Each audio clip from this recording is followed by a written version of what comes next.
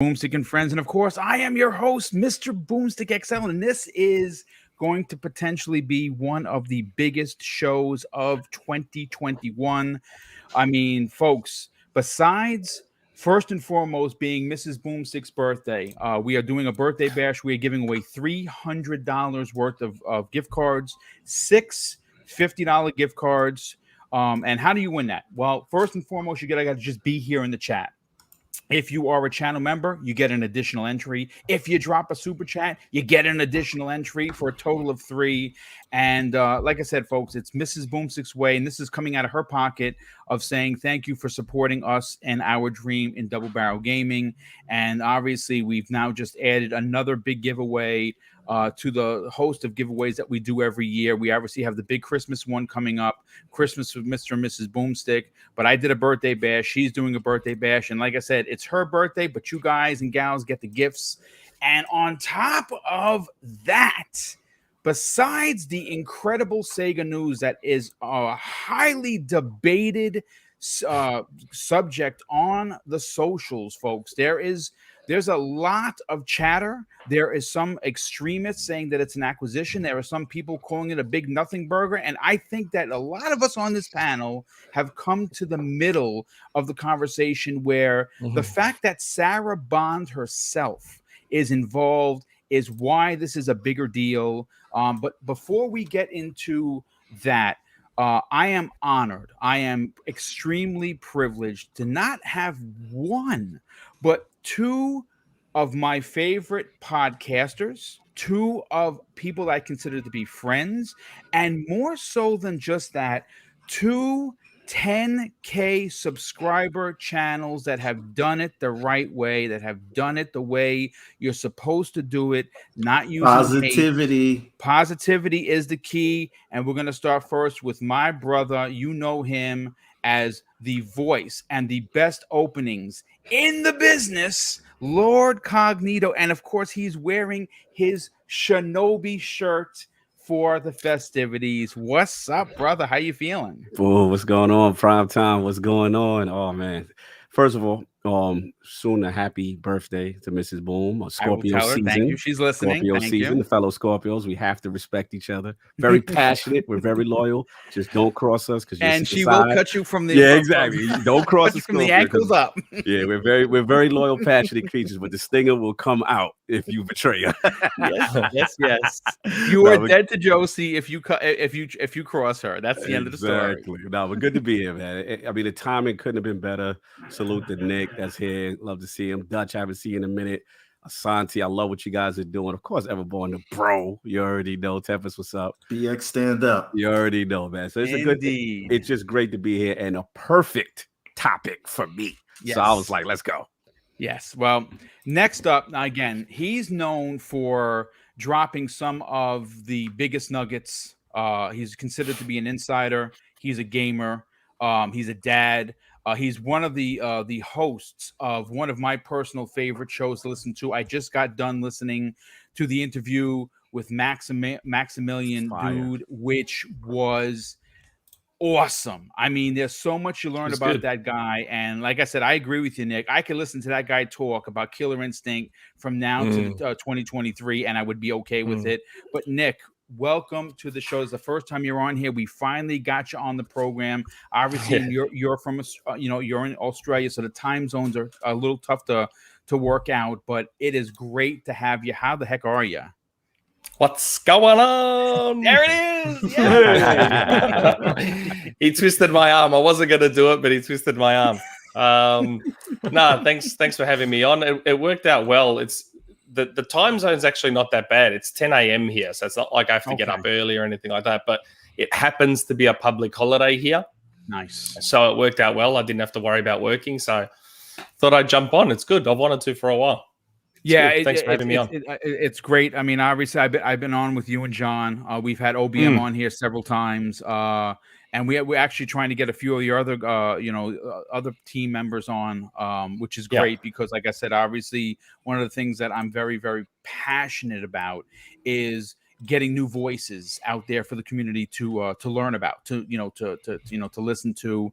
And you can have 1 sub or 5,000 subs or 50,000 subs, and we love to have new people on here regardless of what your sub count is. So we're glad to have you here. But let's continue with the introductions. You know him as the slanderous one, the one that's going to be talking about that Boba Fett trailer today was fire. Everborn Saga. We're going to get back at the end of the show. We got to talk about your new Kickstarter. Got to get people involved in that. But how are you feeling? I'm all right, man. Today's a good day all around, man. It's a Sega day, isn't it? It's a Sega day. I grew up as a Sega kid. We know that Dreamcast was the greatest console ever created. And who did they make that in connection with? Remind me again with that operating system. Okay, I almost forgot. Who did the CEO from Sega go to?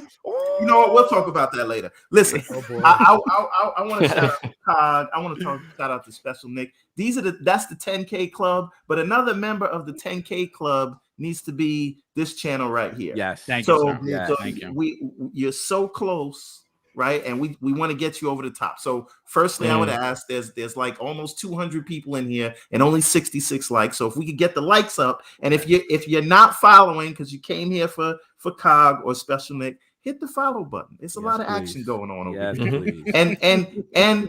And the slander is on the way. Don't worry. We're looking forward to it for sure.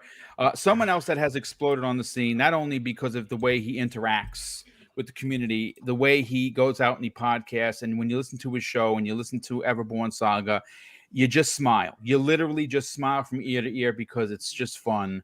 And of course, I'm talking about Kay Asante. What's going on, dude? How the heck are you? Yeah, good evening, everybody. Yo, this is an awesome panel right now. I swear you knew something.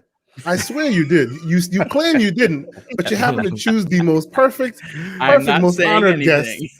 Most honored guest, and of course, anyone who does not know who these people are not doing the whole podcasting game thing correctly. We are honored to have you gentlemen in here. It's just an amazing day. We got Sega talk to go on. I know there'll be a lot of slander. Everborn's gonna let us all have it, myself included. I'll be honest, he's about to do it. I know he is. I need knees. You need me. Here we go. Yes, but I'm so happy to be here, and this is gonna be a great conversation. And let's definitely get it started. Come on. Oh yeah, 100%. This is gonna be a great one. And next up, now this is someone. Listen, folks, he does the work that you would expect someone with class and dignity, and more importantly, just straight up awesomeness. Every day he's out here. He's out doing, not only does he do his weekly shows, which of course is the midweek mix-up, but he also does custom controllers, custom consoles. I mean, he is the real package, and the fact that he's a part of this show is, I feel very honored. Wandering Dutch, brother, we got to get your channel. You got the 1,000. That's not good enough. We want to see you at 5. We want to see you at 10. Folks, if you're not following the Dutch, you're doing it wrong. What's up, brother? I'm not bad. That was a hell of an introduction. Thank you. Well deserved. Yeah. No, it's awesome to be here, and obviously great to be back on a panel with Cognito again. It's like I say, it's been a minute, but it's always a pleasure. And Special Nick, obviously, I've been as everybody has. We've been watching your show for quite a while now, so it's a pleasure to be on with yourself for a change and debate with you as opposed to just in the chat. Thanks, mate. I appreciate it. No, definitely appreciate you being here, Dutch. And of course, last and not least, and obviously we do have the middle-aged game guy. He says he's working at different locations and he's running late. You know what? I think it's Unicorn Nation that has him potentially kidnapped, or he's sitting in on a meeting because, I don't know. I'm starting to wonder if those excuses are real. But Tempest's son is here, and he is the Gundam building Patience of a Saint, shoot you in the face gamer. What's up there, Tempest? How you feeling? On one hand, you make me sound like a really cool guy, and then I have to shoot you in the face, you know? Listen, if you don't got the skills, don't get online. That's all I'm saying. That's true. Man, I can't believe I made it here in time. What a show to make it here on time. Got 2 amazing guests. The topics are wild. Yeah, I probably ran over a few dozen people getting here, but I am glad I'm here, man. So, well, listen, this is what we all play GTA for. Learn how that's to drive. right, just training, baby. That's right, just training. Listen, folks, we're here. I had written an original show, and this is what happens sometimes. You know, you put the work in, you write the show, and something big happens. And the show that we were going to talk about that has now been shelved, and we might eventually get to at some point or another, was the Sony PC division. I think that a lot of people got L's on the socials because of it. And again, we've been talking about this. This is happening. They're leaving money on the table, but we're not going to be talking about Sony. We're going to be talking about Sega. But before we get into exactly what happened, I got to pull up the press release because I think that is super important and relevant. And obviously, we learned Sunday evening around 7 or 8 o'clock, maybe even a little bit later than that, that the Microsoft and Sega Corporation have moved into a strategic agreement. So we're going to get the particulars of what it is. Now, what's interesting is, obviously this has been the big news the last 24 hours. And what I'm going to do is I am going to attach in the show notes the actual Sega Corporation press release. I do want to read comments from Yakuo Suguno. I believe it's Suguno. I believe that's what it is. He is the president and CEO of the Sega Corporation. And this is what he had to say. Now, this was translated, and I believe they got one of the words wrong because it says, "We are very pleased to announce today that we are considering a strategic alliance," but obviously that alliance has been done. So I think they mistranslated considering. It is a done deal, folks. He continues by saying a strategic alliance with Microsoft to help develop Sega's new Super Game Initiative, as well as build a next generation game development environment. By considering a strategic partnership with Microsoft, we seek to further advance our game development so that our titles can be enjoyed by fans all over the world.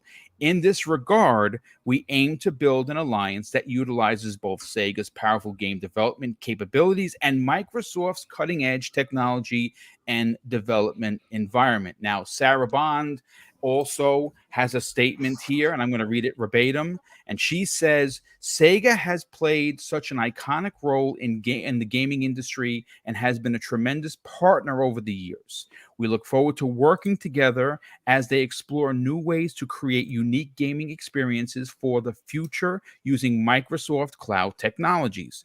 Together, we will reimagine how games get built, hosted, and operated with a goal of adding more value to players and Sega alike. But that's not where her commentary stops. As a matter of fact, she posted on her official Twitter account, and she said this: "My love for Sega and their games date back to playing on my Dreamcast. It's been a delight to lead our partnership with Sega, and I'm thrilled to take it to the next level, creating novel gaming experiences using the power of Azure. Can't wait to share more in the future." Now, hey, you notice Sarah Bond's old enough to remember the Genesis. I think she said Dreamcast for a reason. I see you popping off. I see you popping off. I'm just saying. I'm just saying. I was actually going to look up how old she is because I'm like, Dreamcast. Surely she's a little bit older than Dreamcast. Like, well, look, yeah, that was odd. What I want to do is, this is going to be, and again, there's no time limit for how long you're going to speak. Obviously, if you've been on this program before, that we don't do that. It's you speak until you're done, and then we move on from it. I'm going to go first to our guests, and I'm going to start first with Special Nick. Nick, obviously, because of the time zone, you woke up to this. Multiple DMs, multiple posts on Twitter. I'm sure that your team at Xbox Ever was like, Nick, you're not going to believe what's going on. What have you heard? Okay, so there's a lot of misunderstanding on what strategic partnership exactly means. And I think that, we've There's misunderstanding on what strategy means too, but yes, go ahead. No, absolutely. Man, now, granted, boy, there's been a lot of people online. I'm just getting started. that feel I can that tell. that there isn't much here. Like this is a deal. So I've seen it, I've read it, and I've read it by some people that are considered reputable Xbox folks online, which of course will remain nameless because we don't know. Everyone's entitled to their opinion, but people believe that this is something that's similar to the Sony deal with Azure, and we know that it's not in fact that. One of the things that's very interesting, and Kay Asante, I'll come back to you with this because you mentioned this in our conversation today during the Windows 11 event, right? Which Sarah has nothing to do with, but she was there. And what happened when she came onto the scene? It was games, and more games. And I'll let you reiterate, your point when we get to you. This is the same thing, folks. Sarah Bond leading this conversation, and again, we were talking in the green room. We could have had a show before the show. There's a reason why there's no Phil Spencer here. She is the front-facing person, and having anyone but her would, I think, diminish her what she has done to get this deal done. I think it's a big deal. I'm not saying acquisition. I'm certainly not saying a nothing burger. Where do you fall on this, Nick? Yeah, I fall somewhere like smack bang in the middle. Like one of the first things I did this morning was look up the Sony deal to see how similar they actually were to each other. And I mean, at their core, they are both cloud deals. Like it's all about Azure, however you want to pronounce it, at its core. But the goal around it is different. Like the Sony deal doesn't mention gaming a whole lot.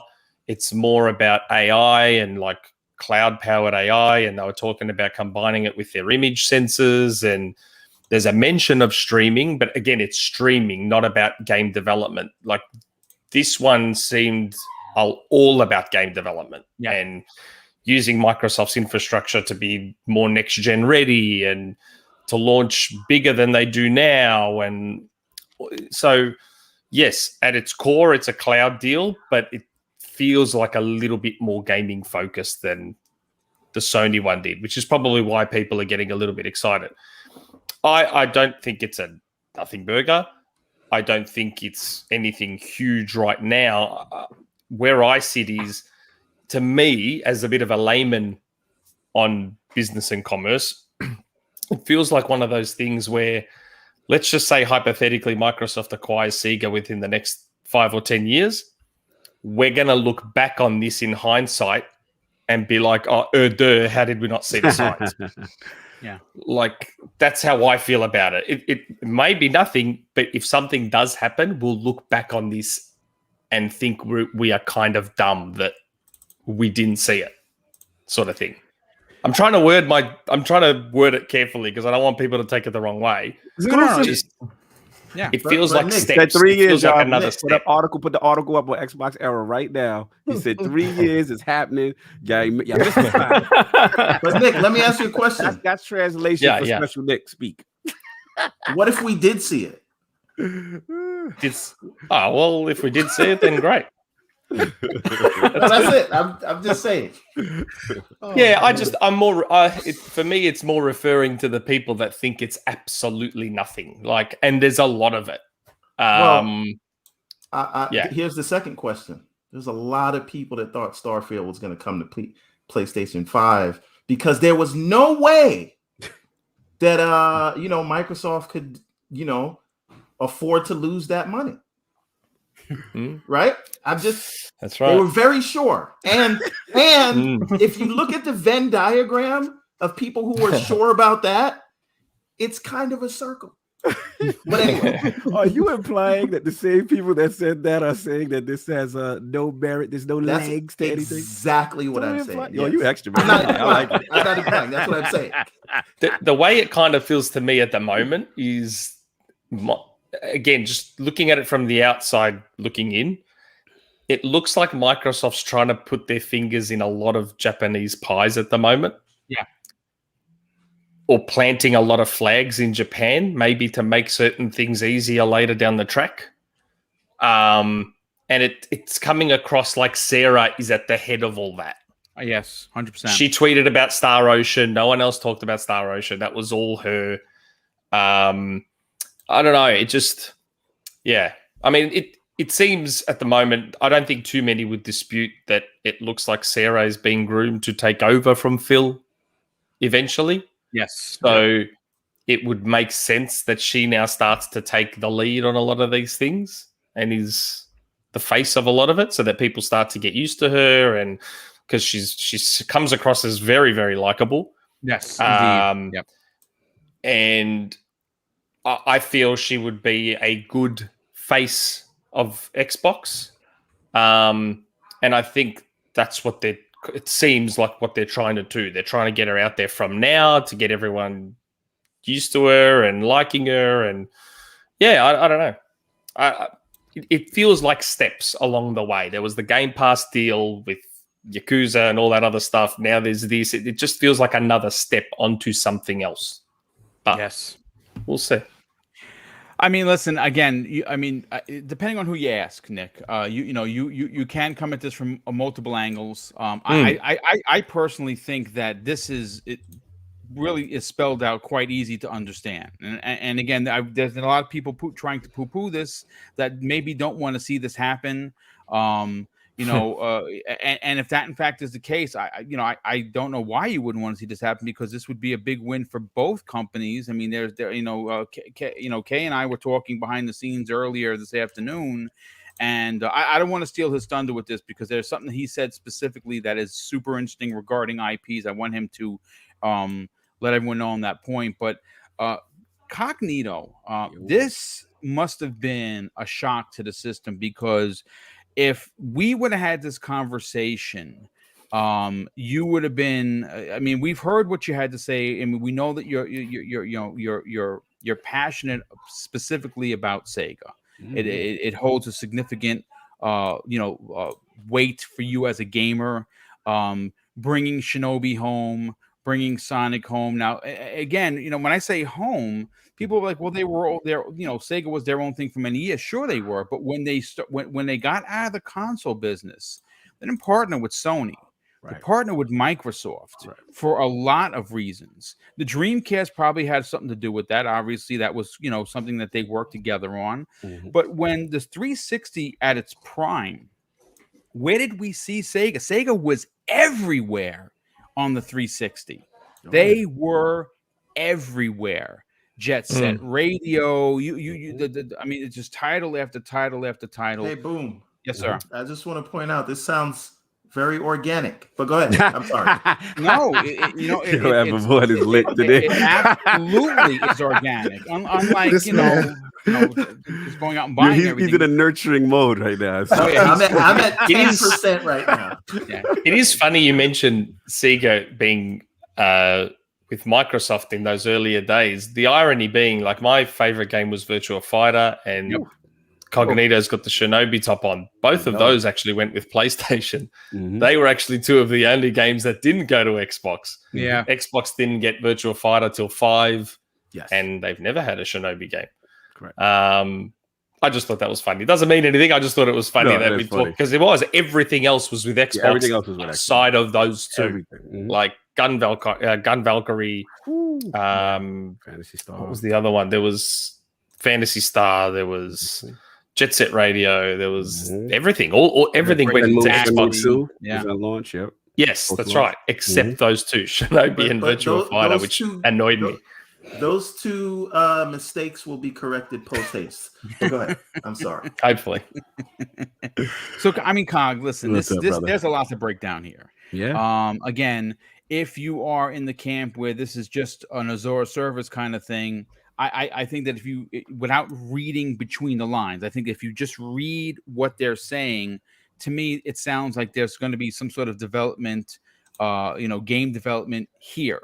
Now, they're not saying exclusive, right? But they're saying, but again, when you look up what strategic partnership actually means, and we're going to get to Dutch about that because he actually specifically looked that up. It's pretty self-explanatory. I think Kay Asante said it the best. You scratch my back, and I'm going to kind of scratch your back. This is a deal that both companies win, right? Yeah. We're seeing Sarah lead this. I mean, if you just go based on the press release, it doesn't sound like she's saying much but what you would expect in a press release. But when you read the tweet, she does have more to share. Yes. So when that more the share is going to happen is when Microsoft is going to talk about it, because we know Sega has already done the talking, right? Our Sunday evening was their Monday morning, so it's out for everyone to know. And we're still waiting for Microsoft to make that statement. Now, whether that comes tomorrow or a week from now, where do you personally fall? What when you read the press release, how shocked were you? Is this something you expected? I mean, it's one of those things where it's like, obviously I'm a diehard Sega kid. I feel like Sega kids, historically, we're like the lost children that after, Sega kind of went down, we needed a home. We were homeless. So it's like Xbox to me felt like the logical transition, right, for most Sega kids. And we remember the OG Xbox. We remember those things. Sega is near and dear to me. So this is extremely emotional because, at the end of the day, my namesake, Cognito, is based off from the game Shinobi. That literally my whole gaming existence from the arcades is tied to Sega. My passion for gaming. Remember Virtua Cop? Daytona USA? Do I? Hang On, Outrun, the AM2, Yu Suzuki, you name it. Sega's in my blood. When Peter Moore was there, I'm a Peter Moore guy. No disrespect to Phil, but I'm just saying that's what I came up with. And I remember him saying things, he took it very personally in the 360 era because he felt Sony killed his Dreamcast, and he really had a bone to pick with the early 1 year start. But anyway, I said it to say this. When I first saw the news, I'm like, okay, take my emotions out of it. Let me read the statement. The statement to me says, okay, this is a cloud partnership. This is an infrastructure deal, right? At first, that's how I took it. And I'm like, okay. But then, like Nick was saying, and like we were saying earlier, you look at the difference between this deal and you look at the Sony deal. And I look at the players in play. Obviously, we've seen Satya there, right? We've seen kind of an exchange, sensors for infrastructure, right? The other thing I look at is I look at Phantasy Star Online 2, and I look at the previous backbone. And I think they had put out a press release earlier saying that they had moved to Azure and the success they were seeing there. So we know Microsoft's strength for the future, their tendrils is in Azure, the cloud infrastructure being everywhere. This is something they're leveraging over their competitors. And I come from a tech background. I come from a cloud background specifically. Azure is rising, and you're seeing people now, even Sony themselves, switch over. A lot of these games had an AWS Amazon backbone, but now they're switching. A lot of them are switching to Microsoft Azure, whether it be the financial aspect combined with the reliability, the functionality of the infrastructure remains to be seen. But people clearly, they are liking it on the business end. People want to deal with Microsoft right now. And I think the way I look at it at first is Microsoft is using this to strengthen their position in regions where they may have been generally weak. So that to me is like the back end part. But the reason why I got excited and I allowed myself, to get excited was because I looked at the Sarah Bond aspect. And to me, that's the key, because her being there is an Xbox aspect of the business being there. Correct. Right? This is not Satya. Satya, I understand, that's Microsoft. But this is the gaming aspect. And then you look at the tea leaves. You look at Yakuza Like a Dragon, kind of with the timed exclusive, next gen version on the Series X. You look at Sega publicly coming out and saying, hey, we're excited about working with Microsoft. We like the benefits of Game Pass. Now, am I saying, this automatically means an acquisition? No. Am I saying, like, right now, the games they're working on, everything's going to be exclusive? No.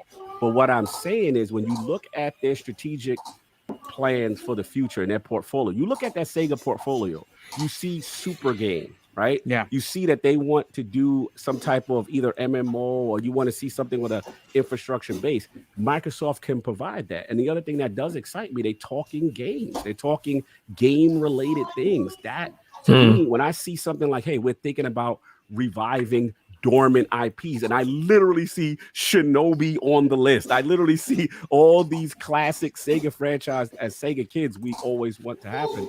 So I do feel it's one of these things like Everborn is saying. It's like right now on the top end, they're playing nice. Yeah. Hey, you need service? We got the service for you. You know, hey, we could do this. So to me, I feel similar to a Destiny fan where Microsoft didn't acquire Bungie, but we do know Phil Spencer and CEO of Bungie, Pete Parsons, are very cool, right? Yes. And we did see, hey, that could facilitate Destiny 2 Beyond Light in Game Pass, right? All I'm saying is these type of relationships make things go smoother and better for the future. And what I'm hoping is whether it be games or whether it be Japanese games not missing the Xbox platform historically, that won't happen anymore. So, I mean, I'm excited, man. I think that for Sega fans, there is hope here. I think something could really develop out of it. And like you said, last thing I'll say with Sarah Bond's statement is the more to come, and she's mentioning Dreamcast, and like if it's just a basic deal, you're not going to can't wait to share more for the future. Again, it seems to me that they are alluding to continuing this great relationship with possibly other things. That's all I'm going to say. So I'll leave it at that. Yeah, I mean, look, I'm going to say this. There's a lot to get excited about with what we've heard, and again, we've heard even Sega's press release was pretty vague, to be honest with you. I want to bring Kay into the conversation because I kind of been holding off because he had a lot to say this afternoon. You specifically talked about IPs. I kind of want you to really take this from what you've heard, what you've read and what you feel. Yeah. So this whole thing happened, and folks have been, we've been hearing the news and the conversation on all sides, right? Now, I won't be the first to come out and go, oh, they're acquiring. I won't do that, right? And me and Everborn have been having a debate about this for months now, actually, believe it or not. And in the beginning, he was like, this got to happen. They have to do something like this. They need to. Of all the acquisition target potentials, Sega is the one, right? And I have said, and let it be clear, I also consider the Dreamcast one of the best console of all time. We didn't say one of them. I say the best console of all time. Okay. It was ahead of its time. I just wanted to clarify. It was ahead of its time for sure. No doubt. It's up there. Yes, and actually, it's because of the Dreamcast that I went to the OG Xbox because you could see the transition there, Absolutely. right? So I'll put that out there. But I was asking him why, of all of the potential targets, why would this one be the one that they should go for, right? And and every time he'd respond, I'd see the 10-year-old Everborn come out and go, and I'm just like, I don't want to hear it. After the 10-year-old comes out, I'm always like, But then today, then last night happened, right? And you're reading the information, and this, if you've been around corporate America long enough, and I work in corporate America, I work in tech, and what they're calling this strategic alliance. This has happened on many occasions. Quick example: Apple and Google used to have a strategic alliance. How did that manifest? Every time you search for something in iOS, you'd be searching Google. And what did the Quo Pro become? They had the best map data for their maps for their map application, right? And One that's how it went for a while. The other back, right? Exactly. Right. And then at some point they went, we're done with this. And they cut that off. Strategic alliances. And they went to Bing. And they went to Bing, Microsoft. That's right. Strategic alliances usually mean I have something you need, you have something I need. That's what that is, right? This press conference, the briefing that we read, literally all it gave you was, this is what Sega's getting. Right. That's all it said. Everything. And what did they said? IP utilization. They said, "Oh, we're gonna take it to the next level with technology. We know that's Azure. We're gonna have a next gen development platform. We know that's PlayFab. We know what super games. Anybody remember that Kim Swift report and the whole Kojima, and they're building games that can be scalable and there you go. They did all of that stuff. No one has said what Microsoft is getting from this. Yes, you know what I'm saying. So that part is very interesting. And then you add to that fact where people are always going, this could be a standard deal. Sure, it could be a standard deal. But Sarah Bond is not the corporate vice president of Microsoft. Yes. Sarah Bond, and I'm looking at her LinkedIn profile as we speak. I could put it in the chat if you want. Talk to him. She is the corporate vice president of Xbox. Yes. And that's what she is. That is an key. important That's the key. aspect to this conversation. Very important aspect. Indeed. Yes. So when she shows up, she brings Xbox with her wherever she goes. That is her role, right? There's even a supercut of when they announced when she announced the Windows 11 deal, where it's just like games. Like the whole, like, remember, that's what she does. She brings games with her, right? Yes. And her resume is extensive, and her role definition is also extensive. That includes Office 365 and Azure. But all that is to say they all integrate together in order to provide the customer the Microsoft services, right? Mm-hmm. But her role in that is games, as we know. So will I be the first to be out there going, oh, they bought them already? I won't say that. Why? Because I want to hear the pro quo. All we heard was the quid. Right. That's all we've heard. I was hoping we'd get the pro quo in another like official verbiage from Microsoft, and I still suspect that's coming at some point. Mm-hmm. But for now, all we got is the quid. And what kind of dashed my dreams on the pro quo was like a few hours after the announcement had happened, from because technically that was Japanese Monday news drop, right? Mm-hmm. Monday morning news drop. That's how we got it, right? And then, of course, Sarah Bond tweeted what she did, and it was, of course, perfectly Japanese translated. So you knew that was their response in the interim. Right. You know, I expect when something materializes, we may see something that's official on some website somewhere, right?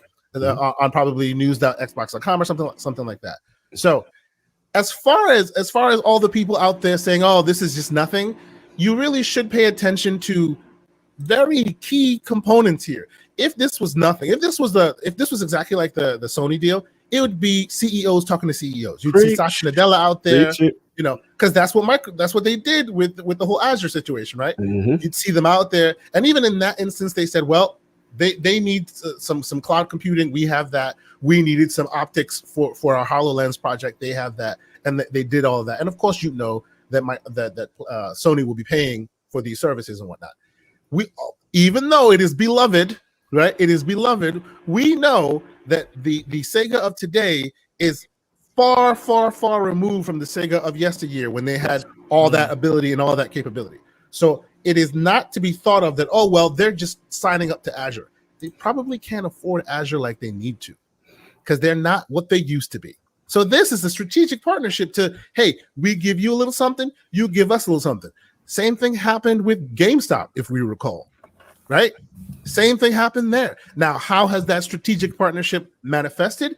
We don't know how that'll go, because at the end of the day, it's up to that dude who's selling you that game to decide whether it should be an Xbox game or whatever. So we'll see how that manifests. But that's what they're doing. And I'll say one more thing. Mm-hmm. This can be seen through all avenues of their market right now. That's what they're doing everywhere. Look at what they're doing with AMD. Look at what they're doing with NVIDIA. They're literally the building blocks of game development are coming from them, and they're inviting you all to play in that space. Yep. To the point where you have no choice but to build an Xbox game now. You know, making it easy. DirectX Ultimate is literally their offering. I was talking to Everborn about it. GitHub, all these small little pieces of the puzzle that are literally coming together. Yeah, I'm sorry. Code spaces. Code spaces, yes, code spaces as well. Like, they're literally putting their pieces in so many different pies, as Special Nick has alluded to. They're bringing it all together so that at some point it's not about, oh, we're here to buy you, or here to acquire this or acquire that. Wherever you go, there's Microsoft offering you services that they've otherwise subsidized, or they've kind of streamlined. Oh, you want to create a super game? Here's PlayFab. It has all the pieces of the puzzle you need. GameStack. GameStack. Yeah, exactly. you said that today. Exactly. Okay. Yes. You know, we won't show you what Crackdown ended up being, but maybe we'll show you what the prototype was, because that was amazing. Come on now. And let's be clear. I'm a Crackdown stan. I even like it. I think it's great. Crackdown 3. I still play it today. I love those games. I do. I do. But I did see that potential of what it could be, that unfortunately before Epic bought the technology and it went off the cliff. But it was outstanding. It could scale. You know, not one Xbox was necessary. It could scale up to 16 Xboxes, and you'd see the destruction. I think there's an IGN video somewhere that still shows all that stuff. Mm. But that's where all of this is going. You know, that's where all this is going. Look at what do you call it? You guys just mentioned it. Final Fantasy Star Online, right? Right. It's still an instanced kind of game. Right. Right. Super games would not be instanced. It'd be all of us in one instance. And if it needs to grow, it grows based on the Azure servers. Right. Mm-hmm. A lot is happening here. You know, we shouldn't go hyperbolic and go, oh, it's over. You know, I'm not talking exclusive talk. You know, none of that. But if we find ourselves in the near future where all of a sudden almost all, if not all, past and current Sega games find themselves in Game Pass, I would not be surprised. I just wouldn't, because it's like, you know, you scratch my back, I scratch yours. We know what they're getting. What's Microsoft getting? And for anybody who's out there like, oh, well, you know, it could be money and this and that, think about it. Think about it. When they needed to do something with Sony provided them optics for their HoloLens project. What can Sega provide them other than their IPs? Yeah. Other than the leadership in Japan, then, you know, somebody to introduce them in Japan, somebody that can be trusted, and, you know, an established name. I mean, Sega has such a steadfast, you know, reputation in Japan, right? Exactly. And if you've been following what Phil wants to do, he wants to be in Japan. He wants to be there in a big way. And the way that you do that, and I'm going to get to everyone next on this, because after Takeo Sante, because everyone, you said something really interesting regarding the 200 developers that they're currently working with in Japan right now. Yes. And it is a big deal. Mm-hmm. But you know what would be a bigger deal? I'll let everyone take this over. Everyone, you had made mention about these 200 developers if they were published under the Sega banner, not the Microsoft banner, right? How big of a deal would this be to potentially getting a foothold in a location they've notoriously failed?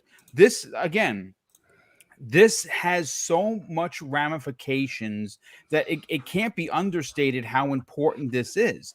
And I think what's even more important is how it's being led not by Phil Spencer. It's being led by Sarah Bond.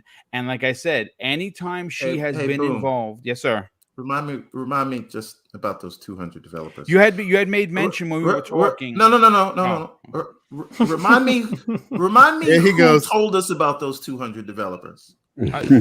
Well, you remind the audience who told us about those 200 developers. None other than Sarah Bond. Yes, she did. That's the article. Sarah Bond is working with 200 independent Japanese developers. Yep. Yeah. Interesting. And now all of a sudden she's leading their initiative. Yeah, it's a huge deal. Now, I'd like to read a quote. That's a nothing burger, you know. Nothing. If I could be so kind, I'd like to read a quote. Please, by all means, read away. Together, we will reimagine how games get built, hosted, operated, with a goal of adding more value to players and Sega alike. I wanna lead you to the word "we." We, yes, right, as in team. Yes, just saying. I mean, that's how I would. We mean team, but that's me. Now, I'd like to point you to another quote from Yukio. I don't want to butcher his last name, so Sugino. I'm going to call it that. CEO of Sega. Continue. Yes, CEO. COO of Sega. COO, yes. COO. Okay. So we aim to build an alliance that utilizes both Sega's powerful game development capabilities and Microsoft's cutting-edge technology and development environment. So we're not just talking about the cloud. He mentioned the cloud earlier. Yes. Right? But Microsoft's development environment. What does that tell you all? That tells me XDK. Yes. That tells me DirectX 12 Ultimate. Yes. All of those things. All that. Yep. Yes. All of those things have native support for the Xbox, right?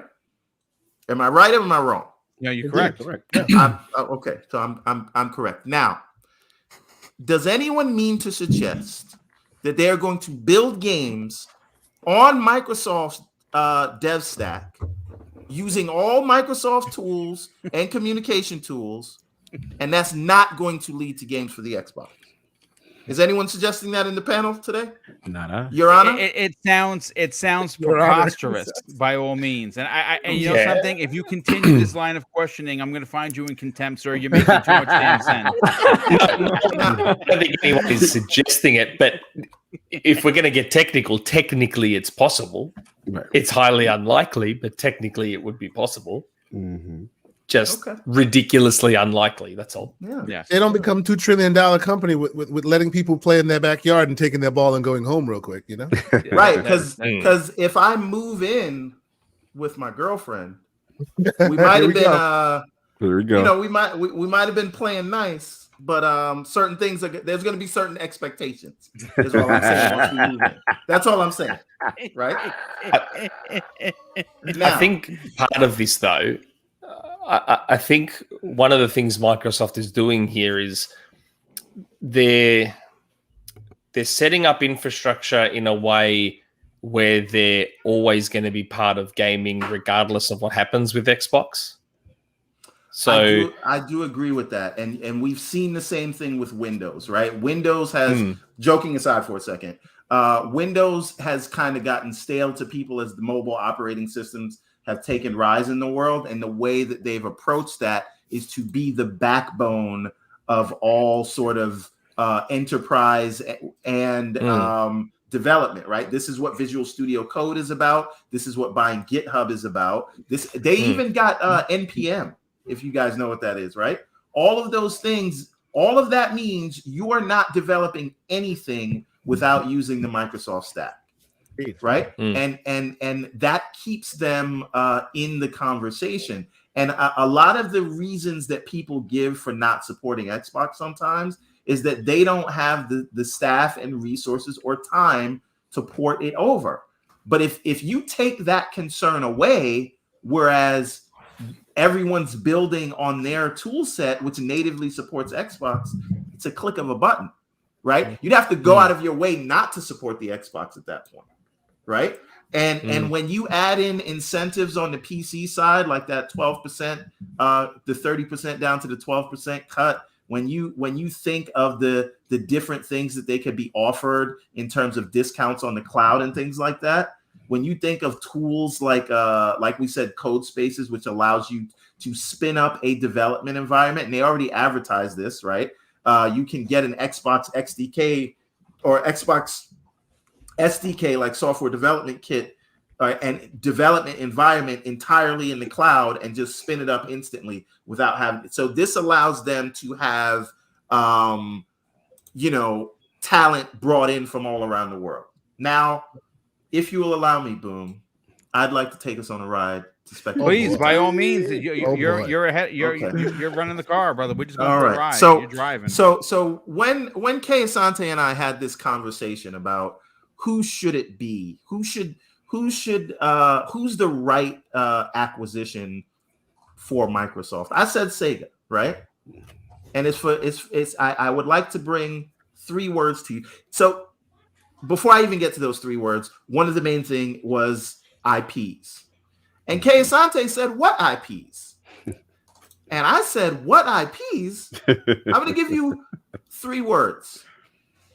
AAA Sonic. And you're back, right?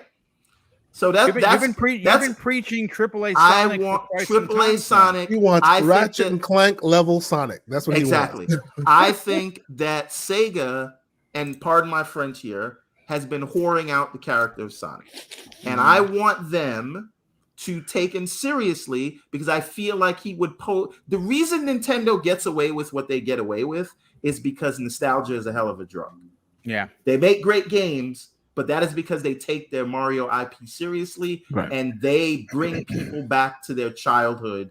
In this, we're getting older, we're having kids. Some of us are having grandkids. But when you play a Nintendo game, you feel like a kid again. And the only other that doesn't happen with PlayStation, right? Doesn't happen with Xbox. Really, they have IPs that people love, but it's not the thing that you introduce your kids to. It's not the thing that takes you back.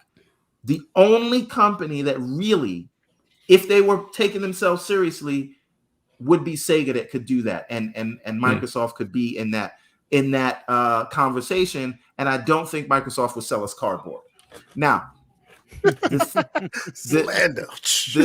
thing is, I think it makes perfect sense. And if you look at the price, all of Sega Sammy, right now, the market cap, this is after it went up off of this Microsoft announcement, right? But all of Sega Sammy is 3.5 billion market cap.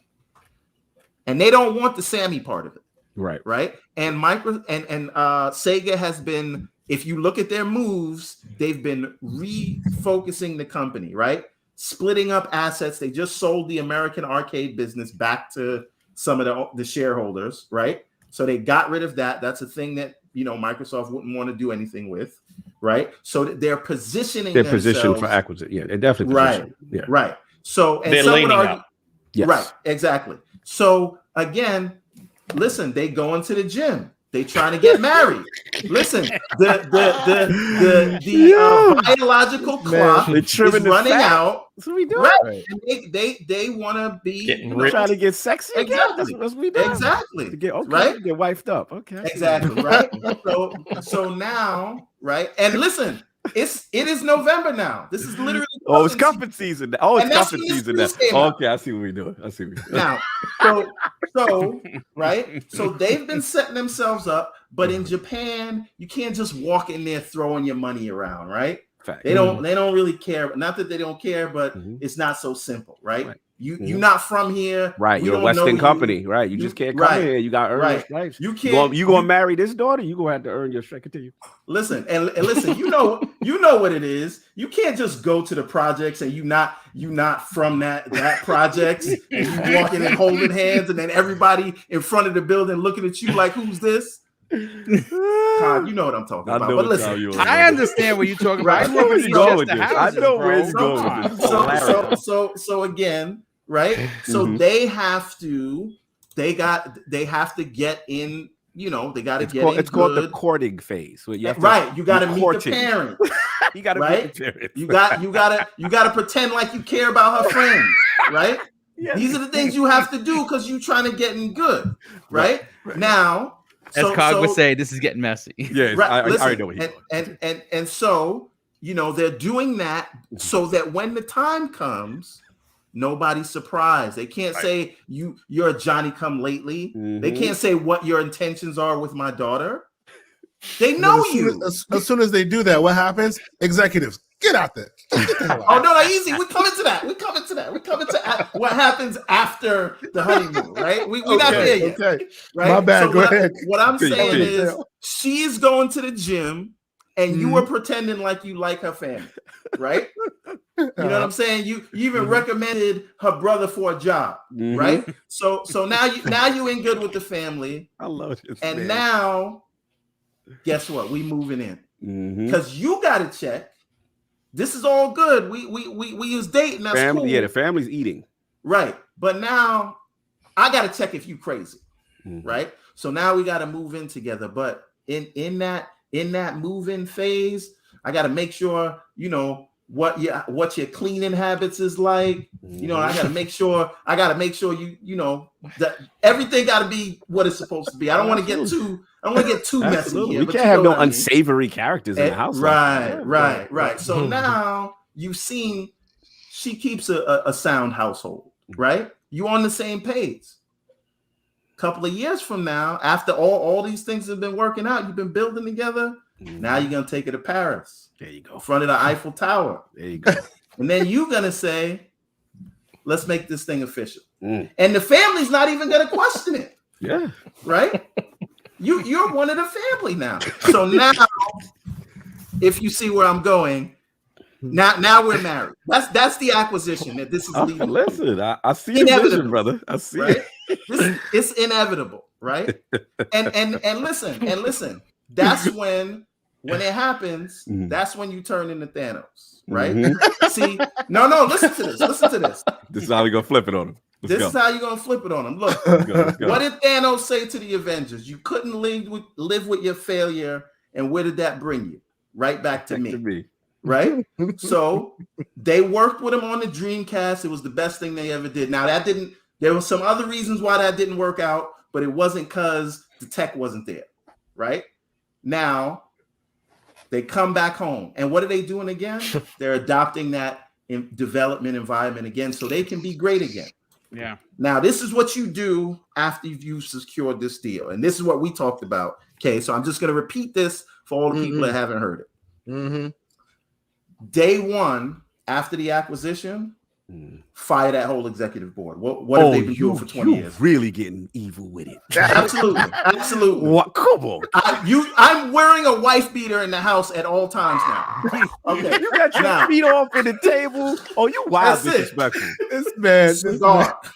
Right? Now, so now get rid of that executive board, and you know who you're gonna put to run this thing? Who we doing? We are gonna go with Shinji Mikami. I knew it. Yep. We're gonna expand his role, Yeah, and he is gonna be the face of Sega. Yep. Okay. Now, and remember those 200 independent developers we talking about? Yes. The young, hungry crowd. Mm-hmm. You remember when Sega came on the scene when they was hungry back in the 90s and late 80s? Didn't Shinji Mikami even say that in the briefing that they did together with Phil Spencer? We have young, hungry, full of creativity. Right. So now he's the face, and he gives them credibility that we're doing this thing. And now you have carte blanche, because remember, they're looking to bring back these old IPs. So they're going to say to these 200 developers, listen, you have great ideas, right? You want it to sell, let's attach it to an IP. So you may have a third person over the shoulder joint that just won, right?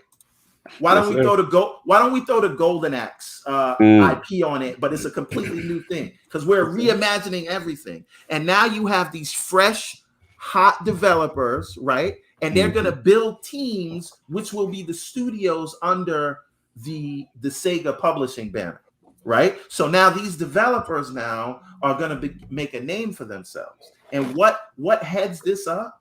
Aside from the Shinobis, aside from bringing back, and listen, not all of them got to be done by Sega. I think you give Day 2 in the USA to Playground. You telling me they can't do a spin? Altered Beast. There we go. Right. Yeah. So now Sega is becoming known as the edgy publisher again, right? Like they used to be back in the Dreamcast days. The house of ideas, as they call it, right? So now. And Sega is their arm by which they will bring in a lot of the games that they missed. Because I think that Shinji Mikami can get in some rooms that Phil Spencer can't. That is definitely true. So you can buy them, even if they have to spend $5 billion, which I don't think they do, because the whole company's worth 3.5, right? If they can you know what? But surprisingly, it wouldn't surprise me at all. They overpay just in case to box someone else because you don't want anyone else getting these IPs. I'm saying, but you always pay more than market cap anyway. 100%. But like, even if the market, what I'm saying is, I don't think they would be buying the whole company. I think they would be buying the gaming division because it seems like they've been separating themselves. So maybe they pay 3.5 just for the gaming division and leave the rest of it, leave the Sammy part of it, the casino part. Maybe they pay $5 billion for the whole thing. Who knows? But even then, that's less than they paid for Bethesda, right?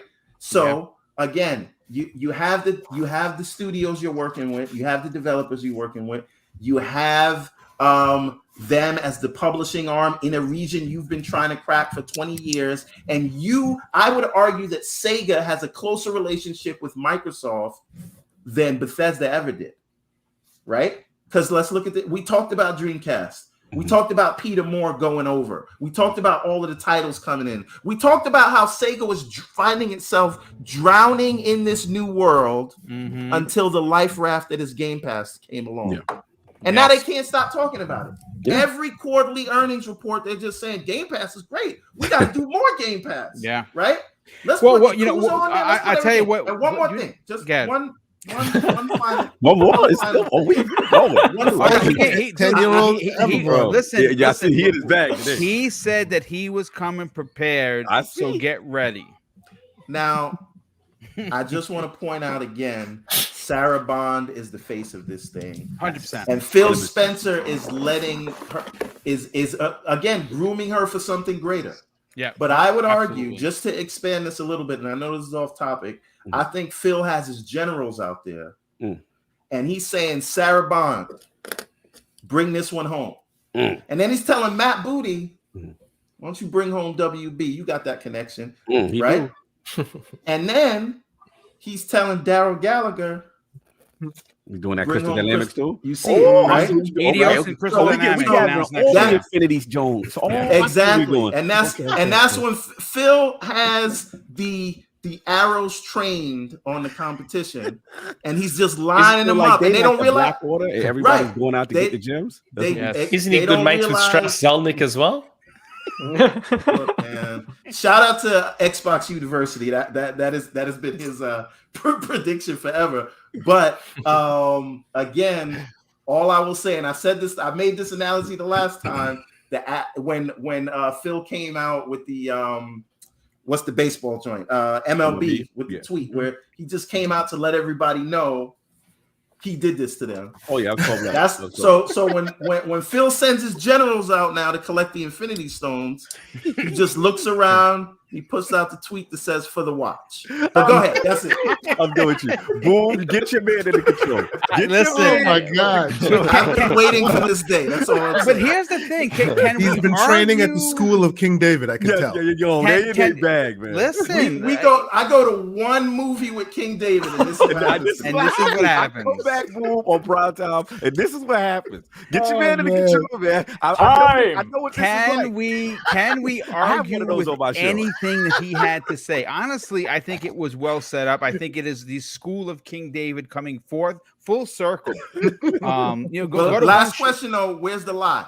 There's nothing wrong there. No. Listen. What I want to do is I want to get to Dutch next because Dutch has some great points. But the super chats, I mean, I got to catch up with them. There's been so many of them. The first one came to us tonight from Gary Duddle of 20 pounds. He says, "Happy birthday, Mrs. Boom." Thank you very much for that. Web Dave drops an outstanding $2 super chat. Says, "Happy birthday, Mrs. Boomstick. You're amazing." Well, thank you for that. Nightwolf 3186 drops a $5 super chat and says, "Happy birthday, Mrs. Boom. Love that you and Boom do these. Have a great show, guys. Can't wait to hear these topics and hear from the panel." Thank you, Nightwolf. Flame, good friend of the show, he drops a $5 super chat and says, "Good evening, panel. Just dropping by to say Phil is basically the second coming of Sagata Shira. To salute to my boss Cog. Have a great night." Yes, Flame does write. Doesn't he write for lordsgaming.net? That's right, he sure does. Aaron JF94 drops a very generous $2 super chat and says, "I'm still unwell. Prayers would be appreciated, brother." Yeah, listen, man. Aaron, get well soon. It's great to have you here. He drops an additional $2 super chat and says, "Happy birthday, Mrs. Boom." And that just goes to show you how big of a dude this is. He's not feeling well, and he's still here dropping the super chats and the happy birthday wishes. Black Conflict X drops a very generous good friend of the show, good friend of the community, drops an outstanding $5 super chat and says, "Happy birthday, Mrs. Boom." Thank you for that. Mr. Joanna Dark, he was on Friday morning's Breakfast with Boom. He is definitely someone that you should be following on Twitter and listening to his weekly show that he does with his good friend. He drops a $5 super chat and says, "Shout out to Mr. Boom and the fantastic panel along with the incredible Lord Cognito." Brian Hopkins drops a very generous $5 super chat and says, "Dynamite panel tonight, Boom. Good stuff. Hello, all. Looking forward to the Sega conversation. You were all great. Love the faces. Let's go." Well, thank you, Brian. Definitely appreciate that. Space Dovican drops a $10 super chat and he says, "Feliz." And I'm gonna butcher that. He's basically saying "Happy birthday, Mrs. Boom" in Spanish. Thank you for that, my brother. Mrs. Boomstick will definitely be very, very happy with that. That is, yes. If you didn't know, yes, she is Puerto Rican, folks. She doesn't look it, but yeah, Yeah, absolutely. Drawn TJ drops a very generous $5 super chat and says, "Evening, guys. Best cast ever. This is going to be a fire show." Boom. Well, thanks, Drawn TJ. Definitely appreciate that. Eric B drops an outstanding $20 super chat. Said, "This panel has me hyped, but more importantly, happy birthday to Mrs. Boom." Well, thank you, Eric B. Definitely appreciate that. Bunty drops a very generous $5 super chat. Can't stay boom, but here to show my support. Have spent some time with wifey. Tell your wife I said happy birthday, and I hope that she will live many, many years. Thank you for that, brother. Yes, me too as well, because I am nothing without her. Sir Monte Carlo drops an outstanding $5 super chat. Says, great to Nick on, great friend of mine with superb killer instinct and Rocket League skills. True or not, 100% great show, guys. Nice. Yes, I believe he does have skills for sure. Brett Bingham drops a $10 super chat and says, "I agree with Nick. Since the LT partnership is needed to improve relations in Japan, I think it makes sense the next probable head of Xbox will take the lead there." Yeah, I've been saying for quite some time that it's going to be Sarah. I've been saying that forever. I think that she is the package, folks. She has charisma. She has incredible intelligence when you hear how she speaks. She's a gamer. She's a gamer like Phil. She's always talking about gaming with her family. She is where I think is Microsoft is going, and I think that once Phil steps down, whether that's 5 years from now, 7 years from now, the Xbox brand is going to be led by someone that was there from the beginning and is going to have a good foothold on many of these deals. That's why you see her facing forward in these deals, and I couldn't be happier. I'm going to catch up on the super chats again in a minute, but I definitely got to get I'll announce the 3 winners momentarily, but I got to get to Dutch. You had some incredible things to say. You were very passionate in the DMs. I want you to go crazy right now, because there are a lot of people that are trying to diminish the importance of what just happened. You and I are in the camp that I don't think you have to be a business major to figure out that there's something here of importance. I think that this is going to potentially, like Everborn just said, this potentially could lead to an acquisition. Microsoft wanting a foothold in Japan. This is how you get that foothold. This is how you become relevant. The way that they did it back in the days with the OG Xbox and the Xbox 360 and even the Xbox One, which sold the worst of them all, was not the way. Phil knew that they needed to make a change, and they've been doing it. Where do you fall? What is your personal opinion on this deal? How relevant is this? Very relevant. First of all, obviously we mentioned beforehand some of the bigger names in the community that have kind of dismissed it as nothing. Yes. I think there's kind of 2 sides to that coin. I think primarily as well, specifically a lot of these what are normally classed as insiders or those in the know seem to be, on this instance, not wanting to get drawn into or being called an insider or make kind of opinions that might either not come true, etc. Because I can appreciate, especially Special Nick, you probably get it all the time. If you see anything that's even classed as an opinion at times, people take it as a rumor or as some kind of inside information. When it isn't, it's just your opinion. And I can see why some of them might want to back off from this and say, listen, I don't want to make an opinion based on what we've seen, because it's going to go around as, such and such, straight on reset error. Like, Special Nick has said this because this is this. Well, no, it's an opinion. That's all that is. That's opinion. That's not fact. So I can say on that side. However, on the opposite side is, in terms of the business lingo that has been mentioned there, and I've been working in corporate as well for the last decade. Work with blue chip corporates. I'm a broker, so I deal with the brokering of large contracts. So in terms of business lingo, the difference between a partnership and a strategic alliance is literally night and day. Obviously, you can use the word a strategic partnership as well. Usually strategic partnerships you tend to find more in sports deals when they're talking about shirt sponsors or stadium rights and things like that. But that's when they come into the benefits for that is the fact that you get loads of money from that person, whilst that person's able to advertise their brand everywhere because of that particular partnership agreement. In terms of a strategic alliance, that's a mutually beneficial agreement that you're going to have a like-for-like, should we say, it's a working together to come to the same conclusion, to come to the same end game. So not only is Sega wanting to produce these mega games, but this is also something that Xbox wants to create, these long games as a service games, these massive worlds, these new worlds, refresh IPs, create new IPs, explore and expand technologies, etc. Now, obviously, Sega and their vision want the same thing. They also want to expand technologies, create massive open worlds, refresh new IPs. So it is, in terms of a mutually beneficial agreement, both the creating of new games, the markets and the technologies that they'll be sharing together, and the overall advertising benefits. We've got to say from Sega, of course, they're a massive household name, but everybody and their dog knows that Sega haven't been anywhere near as prolific as they once used to be.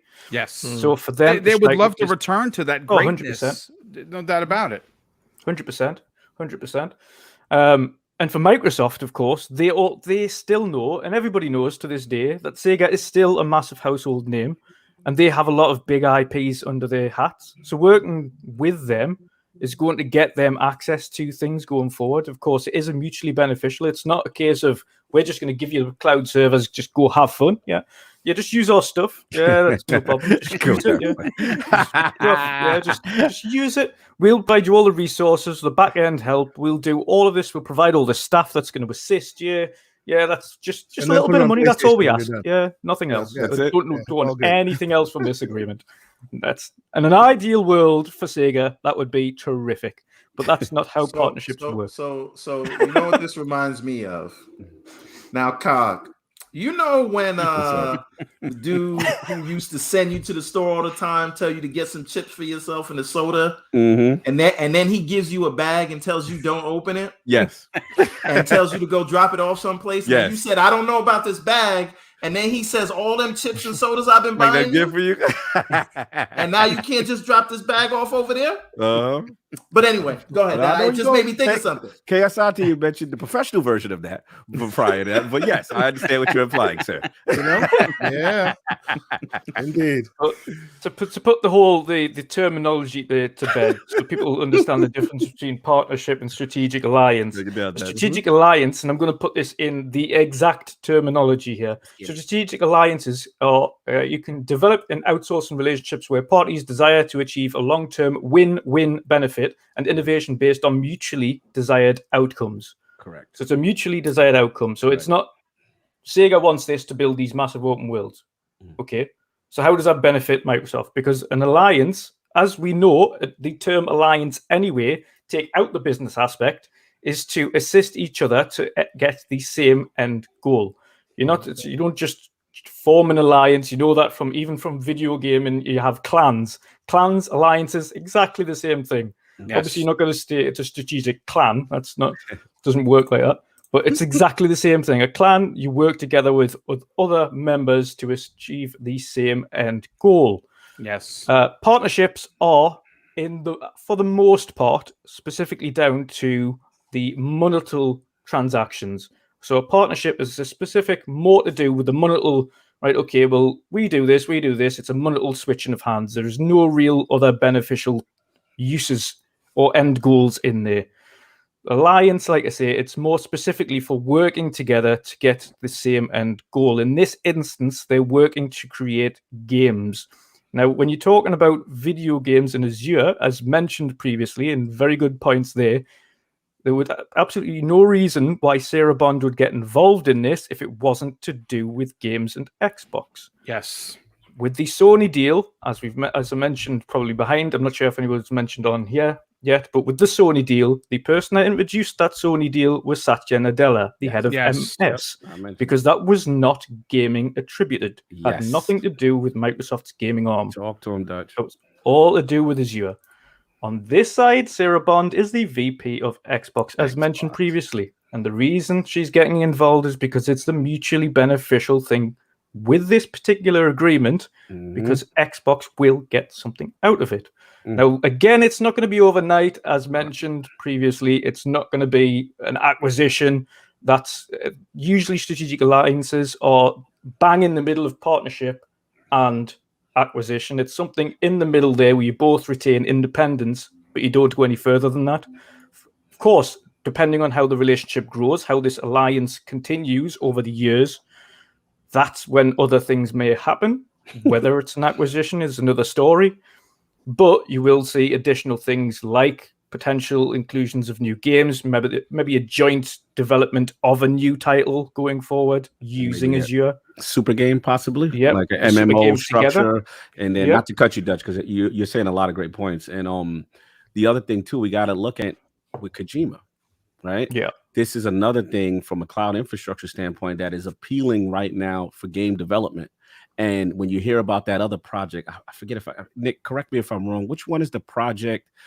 I believe it's like a MMO. I believe Jez and Grub also talked about it yourself. Just recently. Just recently, where they're talking about almost like MMO infrastructure where you can actually continue on your phone on the cloud. And then expand out. That I forgot Dax Pay or something, or was it? Yep, one of those. I think that's it. I think it's the Dax Pay one, not the Belfry one. Something like that. Yeah, and it's.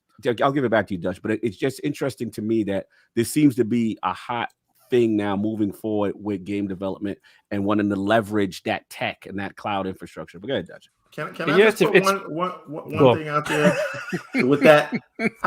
This is just an idea for anybody who's from Sega or Microsoft, because one day, right? But you reboot Sonic, like I said, it looks like Ratchet and Clank, all that. Yeah. But you reboot it under the brand. Hear me out. Super Sonic.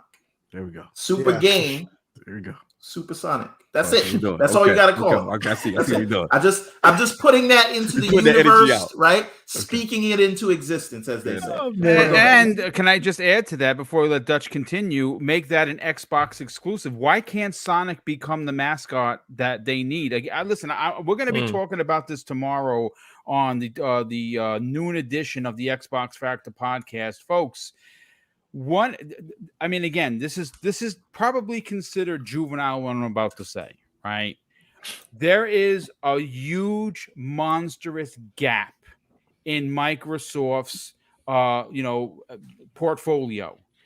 Family-friendly games. Listen, the hardcore, the people. We have almost 500 people here. We are the hardcore. We are the minority, right? Sony won last generation because the casual market, 85 million casuals bought the PlayStation 4 because it was the cool system. Well, we know that Microsoft doesn't care if they sell the consoles. They want to sell you Game Pass. And one of the things missing in that Game Pass, besides the fighting thing, which I could talk about, I'm not getting off this hill until either A, I die, or B, Killer Instinct 2 comes out. But the family-friendly game they don't have. And they do have IPs, but they can use Sonic. Sonic is hot right now. Sonic's film, the second one, is going to make millions and millions of dollars. And if you can get a AAA Sonic, a Ratchet-level Sonic, to be an Xbox exclusive, you are now a part of the conversation, and you challenge My daughter Sony. Scrolls through Game Pass on a daily, and with the exception of one or two little dribs and drabs here, there's not much for not people who are much of a certain age. I want to put this out there, right? Like, so Sonic, apart from Sonic Adventure, has never really transitioned well into the 3D environment, right? Now, what you do, if I'm writing this, I happen to write comics. You're right. If I was writing this, the premise of the game would be that Sonic lost his speed powers, right? Because the speed is what has them have to do flat levels and things like that. So now he has to get his speed back, but he can get it in spurts, right? So you use the speed bursts like you would use, say, the Ratchet portal pull, right? Right. So that's how he can kind of that's what you limit to the you can tell this man has been thinking about this for a long time, right? The game itself The game itself is about traversal and verticality, not unlike Jet Set Radio or Sunset Overdrive. So Sonic has to continue moving, but it is not about, this is about wall running, jumping, grinding, things like that. It's not about running really fast and going through a loop-de-loop, right? And instead of the loop-de-loops, you do things like set pieces. Again, these are things that could happen and it would blow everyone away. I'm just giving away $1 billion ideas. Listen, it's all of Everborn Saga's information is there. Being that he was founded on this show, 10%, folks, 10%. All right, just you know what? I'll even take 5. I'll take 3. It's fine. I'll back myself down. Get their balls off.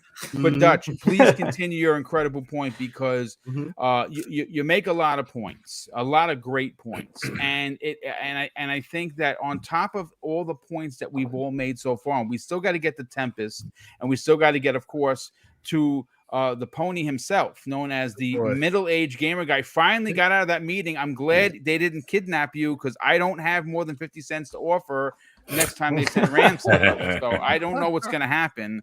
But yeah, I mean, Dutch, like I said, we were talking privately, and I'll say it publicly. A lot of the poo-pooing of this disappointed me as a content creator, but as someone that likes to think generally of a conversation. But please, by all means, continue. Yeah, it was another very good point, of course, brought up by Cog as well, was the Kojima situation and the need of cloud. Now, if you think going forward as well, it's all about the vision of a particular company, which is why companies decide to work with them in the first place, and why you've seen people switch from AWS over to Azure. It's because Microsoft have the vision to turn Azure into the premier place for gaming cloud based technology. This is why you've seen the likes of Kojima go there. Sony have the access to Azure, and they haven't used it as yet. But of course, no doubt in the future they will. Nintendo have access to Azure. Obviously, like I said, in this case now, Sega are working with Azure specifically for gaming content. You tend to see a lot of them, and very recently, specifically, a lot of them are switching over from AWS to Azure for gaming purposes. Phantasy Star Online too, not to cut you off. I'm sorry. Yes. And they put out a press release raving about the success and the functionality of it. Continue, Dutch. I'm interrupting you. Sorry. Yeah. No, it's specifically for that. It's not just because it's Microsoft. It's because of the philosophy behind Xbox and Microsoft and what they're attempting to do with Azure. Not just in terms of their corporate arm, because their corporate arm's got government deals, arms deals, and everything going on with Azure. But in terms of the actual gaming aspect, the philosophy that they're aiming for and what they're pushing for is exactly what clicks with all these other companies that want exactly the same thing, which is why they're switching from AWS. AWS could have a pristine cloud-based service, which they do, which is why they're number 1 in the world at the moment for cloud. But that doesn't mean that they have the same business mentality together. They're not going to have the same outcome, because you could work with them and say, right, okay, this is what we need our game to do. And AWS might say, well, it probably could do, but we don't know where to start. That's the way Microsoft and Xbox come in, because Xbox have the knowledge and the know-how to say, right, okay, well, yeah, okay, this is what we can do. This is how we can implement this. This is how we can leverage this to get what you need. And isn't that why they also hired Kim Swift from back in the day? She's been bopping around the corporate environment, fixing a bunch. I'm not mistaken. That's why they hired her as well, right? Yeah. You know, another thing that wins Microsoft a lot of business is because they're already embedded into most of these large corporations, because there's contracts. Obviously, all the employees are using Windows, but they're also using, a lot of the times they're working with Microsoft on their on-prem servers. So the transition is a little bit easier to go from your on-prem contract with them to a cloud contract, and that's how they're selling it. And I know that because that's how they've tried to sell it to me. No, but like to the places I've worked for. Yeah, business is always, specifically now at the beginning and the tail end of last generation, you've seen a very big movement from Microsoft specifically on the relationships front. Now, these obviously relationships take time to boil, take time to work, they take time to actually come to fruition. It's not something that happens overnight. So this is the tail end of what is, and again, we're going to see more and more of these come over the course of the generation. But we're starting to see things come to fruition that have been going on for years. These things don't happen overnight. These discussions don't just appear. This is something that they've been trying to build back up. Microsoft did a lot of damage at the early Xbox One generation to a lot of their relationships, and it really, this is what they've had to rebuild. As we've seen, they've been rebuilding our trust, specifically from a consumer standpoint, for the vast majority of the last gen, and then coming into this gen. And now they're also doing that with their partnerships, their agreements, their relationships with other developers, other companies, suppliers, stores, literally everything. It's all about relationship building. So what we're seeing now is only just the start. This is just Microsoft saying, right, all these relationships, all these partnerships, all these agreements that we've been working on for the last 4, 5, 6 years, this is what you'll be starting to see going forward. Final point, a lot of the people that are kind of mentioning to Boom what you were saying there, a lot of the people that were poo-pooing it on Twitter and things like that, of course, as I mentioned previously, because a lot of the big names, a lot of the big voices in the community will say something, and a lot of these people, and it's much like us sometimes, obviously we get a lot of people in our DMs kind of saying, 100% agree with what you're saying, you're like really good points, etc., and it's nice to hear. But at the same time, like, don't always just take our opinions as facts. Right. Like, this is my opinion. This is what I believe. This is what I know from my personal knowledge. Please feel free to go out and do your own research. I always encourage to go out and learn. Learning is the best possible method of doing it. Like, you might have a favorite content creator. You might have a favorite personality on YouTube or Twitter or whatever it is. But don't just take their word when they say something. Go and do your own research, please, because at the end of the day, we are still personality. We are just our own personalities. We are our own people. We are content creators. We will say what we know. We will talk about what we know ourselves from our own knowledge and opinions. Preach, Dutch. But that's it. You've just got to go out, do your own research, build up a little bit of knowledge for yourself. Of course, but don't just say no because such and such said it's not happening. That is the truth. Like, that, unfortunately, it's not how it works. That point is very poignant, because I just think, like, a lot of the times in the community we hype ourselves up and then get mad at someone else because we hyped ourselves up for the disappointment. You don't know anything until you actually know it. So someone giving you their opinion and you choosing to build up your anticipation only to be let down, that's more on you, I would think, than on them. But anyway. Yeah, exactly. That's why I always say just to everybody, like, please feel free to like do your own research. And whenever try not to get into arguments on Twitter, but when I do, I say please do your own research. On that, like, we're working on that. Go out, working. So he's right. Listen, you're gonna lose that argument. I'm trying to work with you. Your reputation precedes, good sir. Always trying to get them to do their own research. It's absolutely essential to just build up your own knowledge. Like, don't take everything that you see as fact. Like, go and study it. If you're that ingrained into the gaming community like we are, specifically anyone who tunes in to watch us debate things like this every week is hardcore.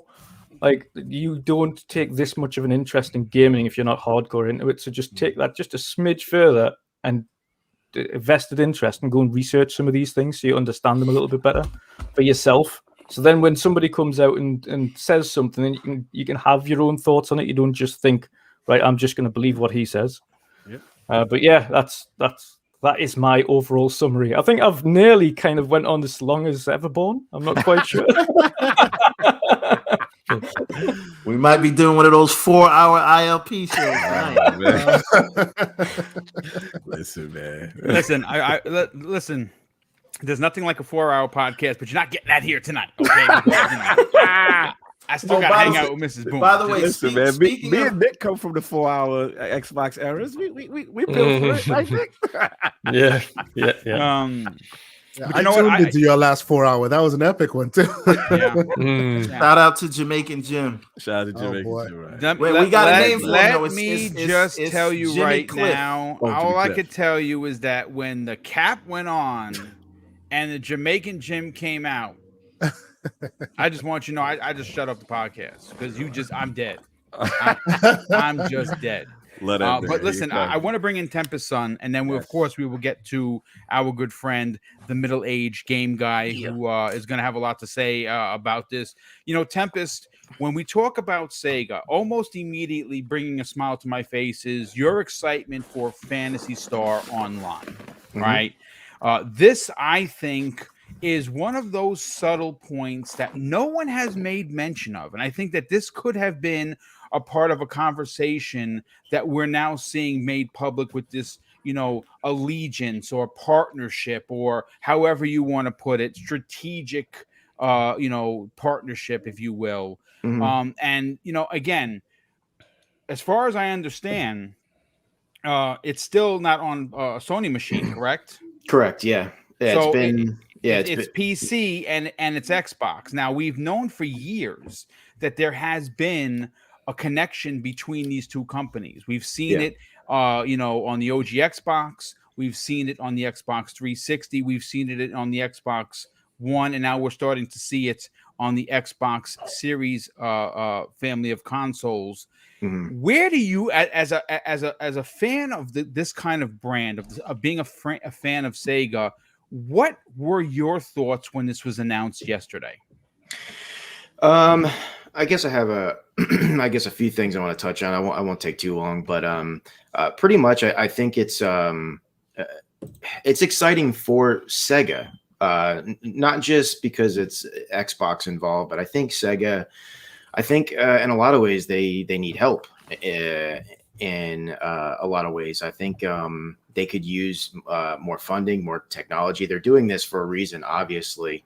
And when they say super game that uses cloud technology, it could be anything. But I feel like, to me, that screams something more like an MMO, kind of like what Phantasy Star is, but they already have Phantasy Star. So I'm kind of interested in what this super game is, whatever that is.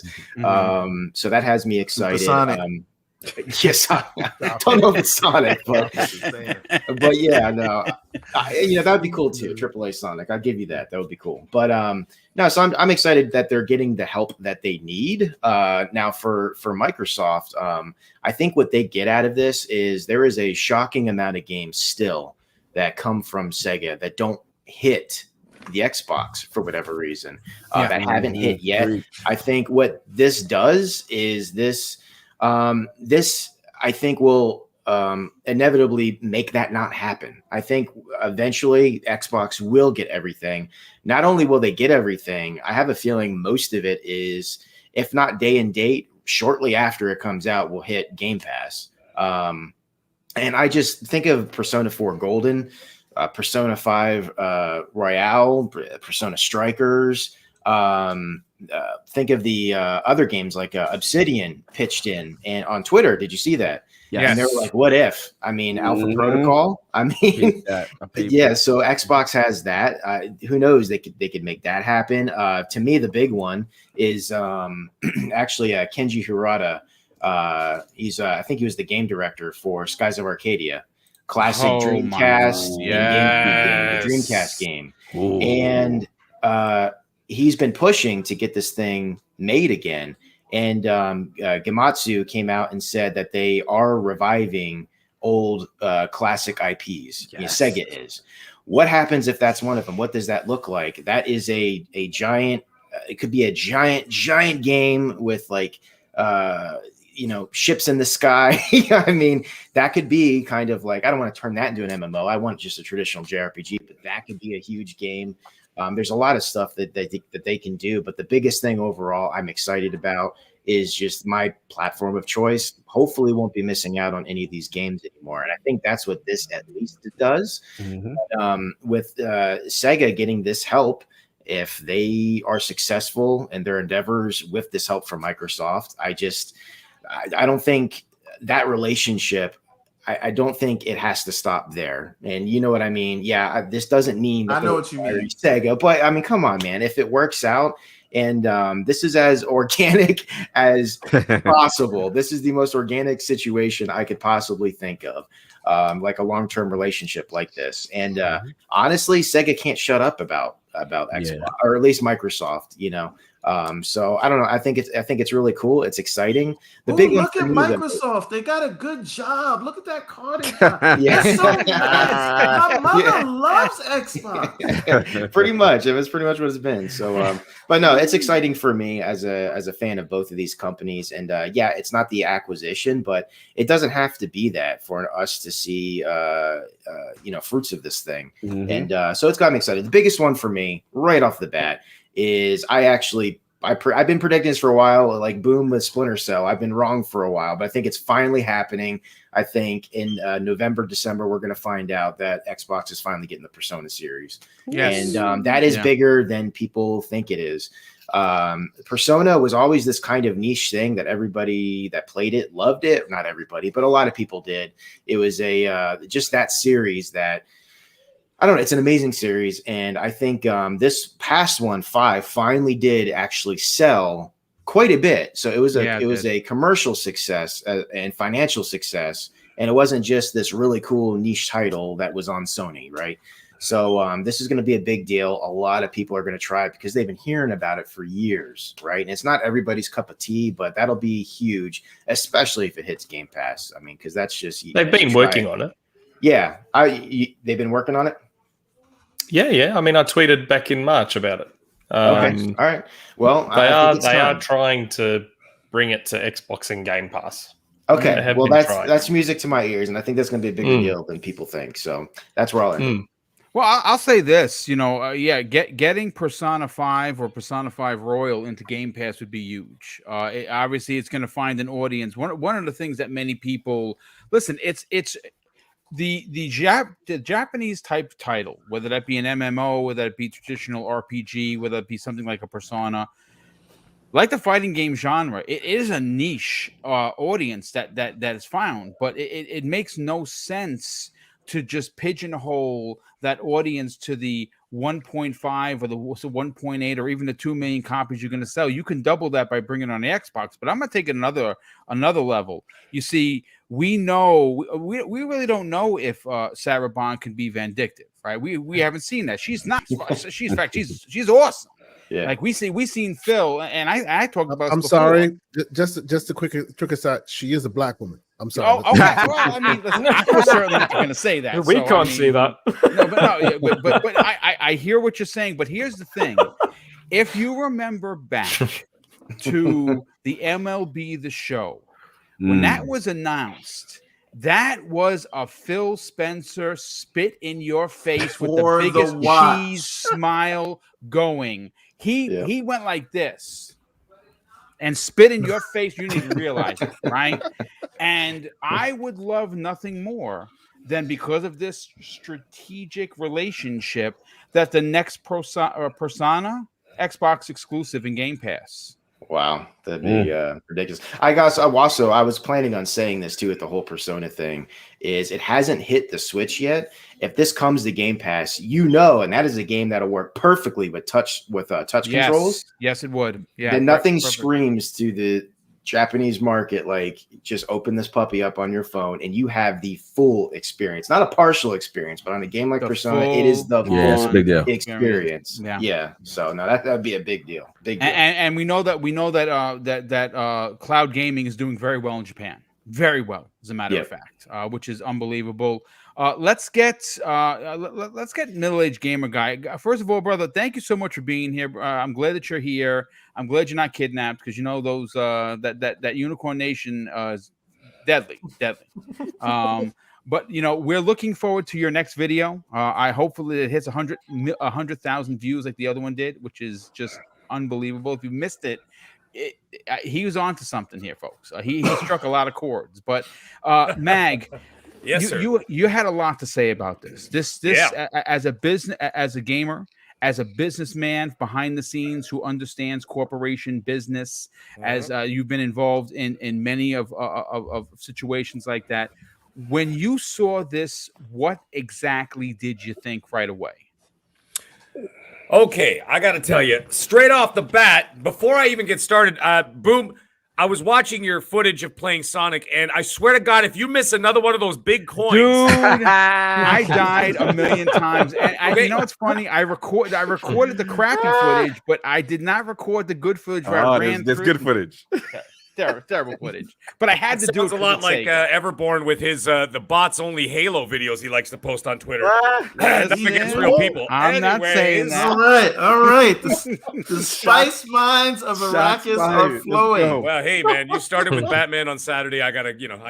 Oh boy. Anyhow, listen. Let me tell you something. Talk about the cowl. I'll give you the teeth. Okay, I'll give you the teeth. Okay. Anyhow, here's the thing. This Sega thing immediately, when I first thought about this, and I looked at this situation, I read into it, and I said, let me not react. Let me read. So I read.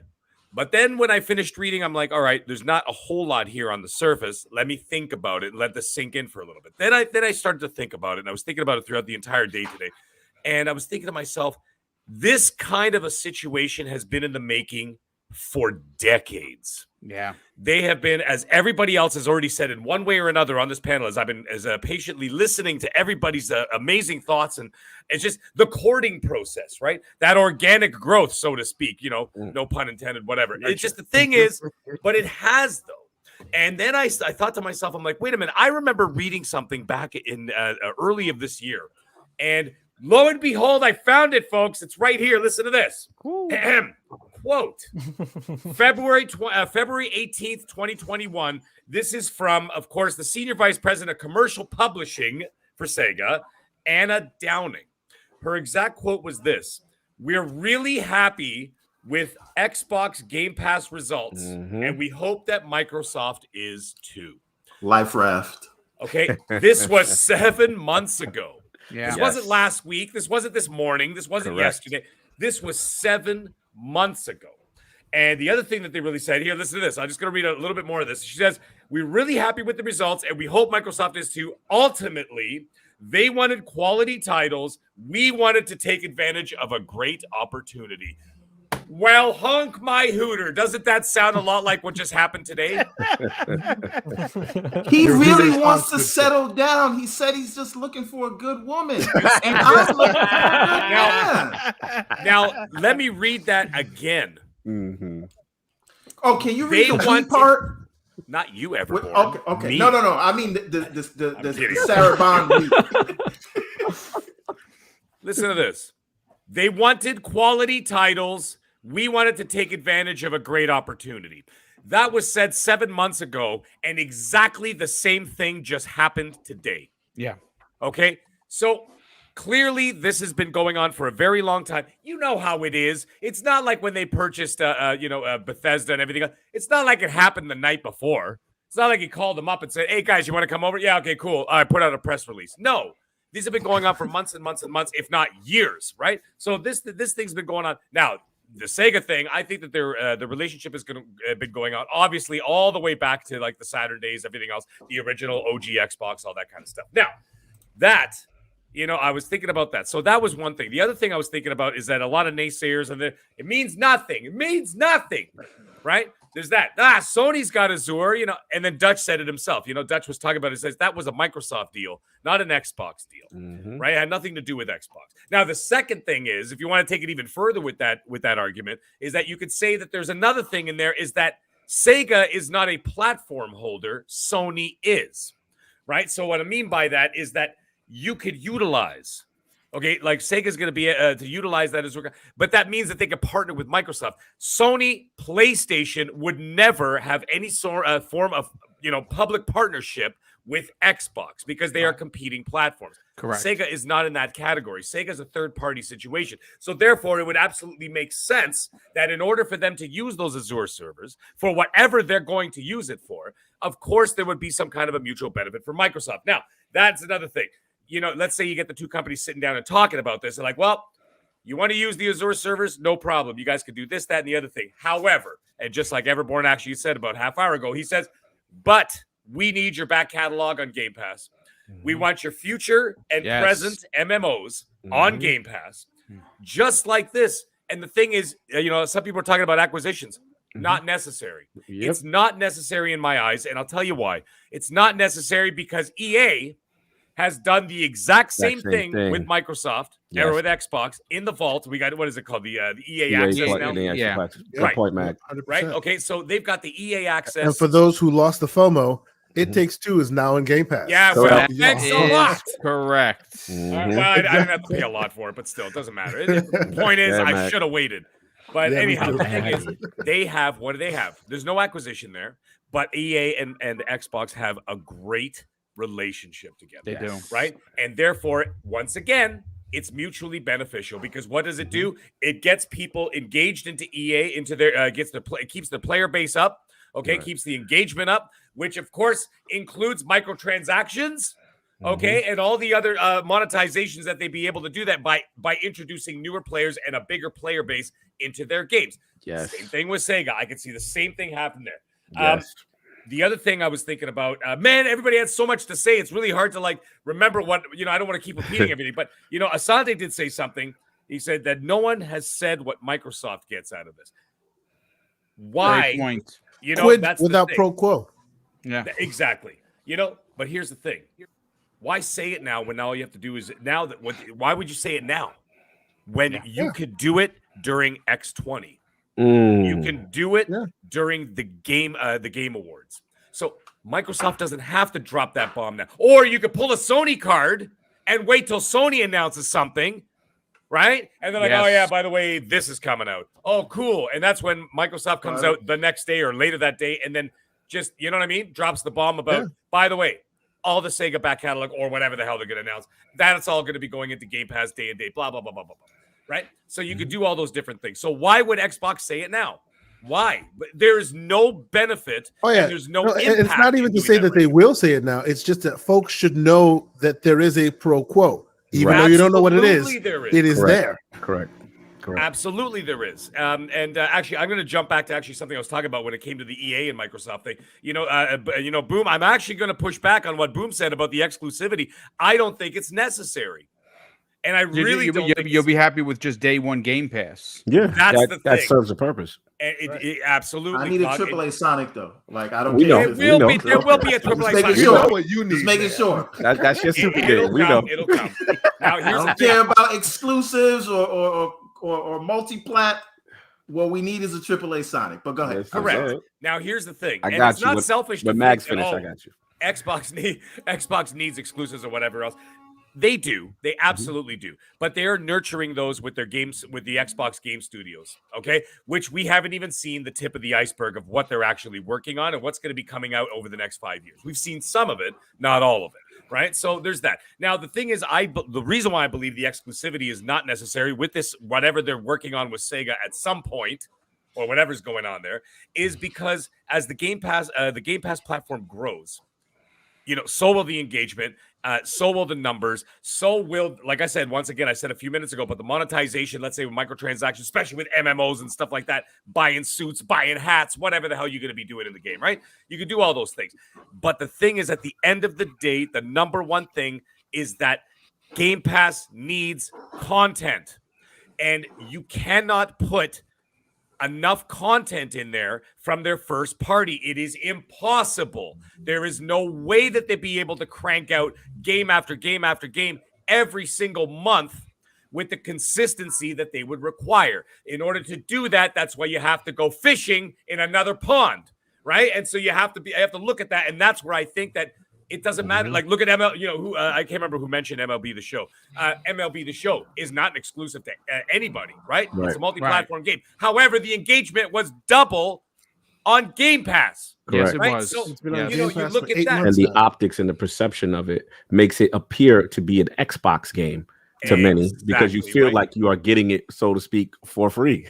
I mean, on top For of the that, what? you were getting the Series X and S version for the price of your Game Pass subscription, and Sony was charging you $76.34 here in New York. That's the exactly. You know, and the thing, Cognito, when you mentioned just what you just said there, is that the real war, and this is what I've been saying since last July when I did my very first show, okay, with Boom. The very first thing that I said was that it's not about the sales. It's not about the numbers. It's not about anything. If you want to win a quote unquote war, it is about the mind share.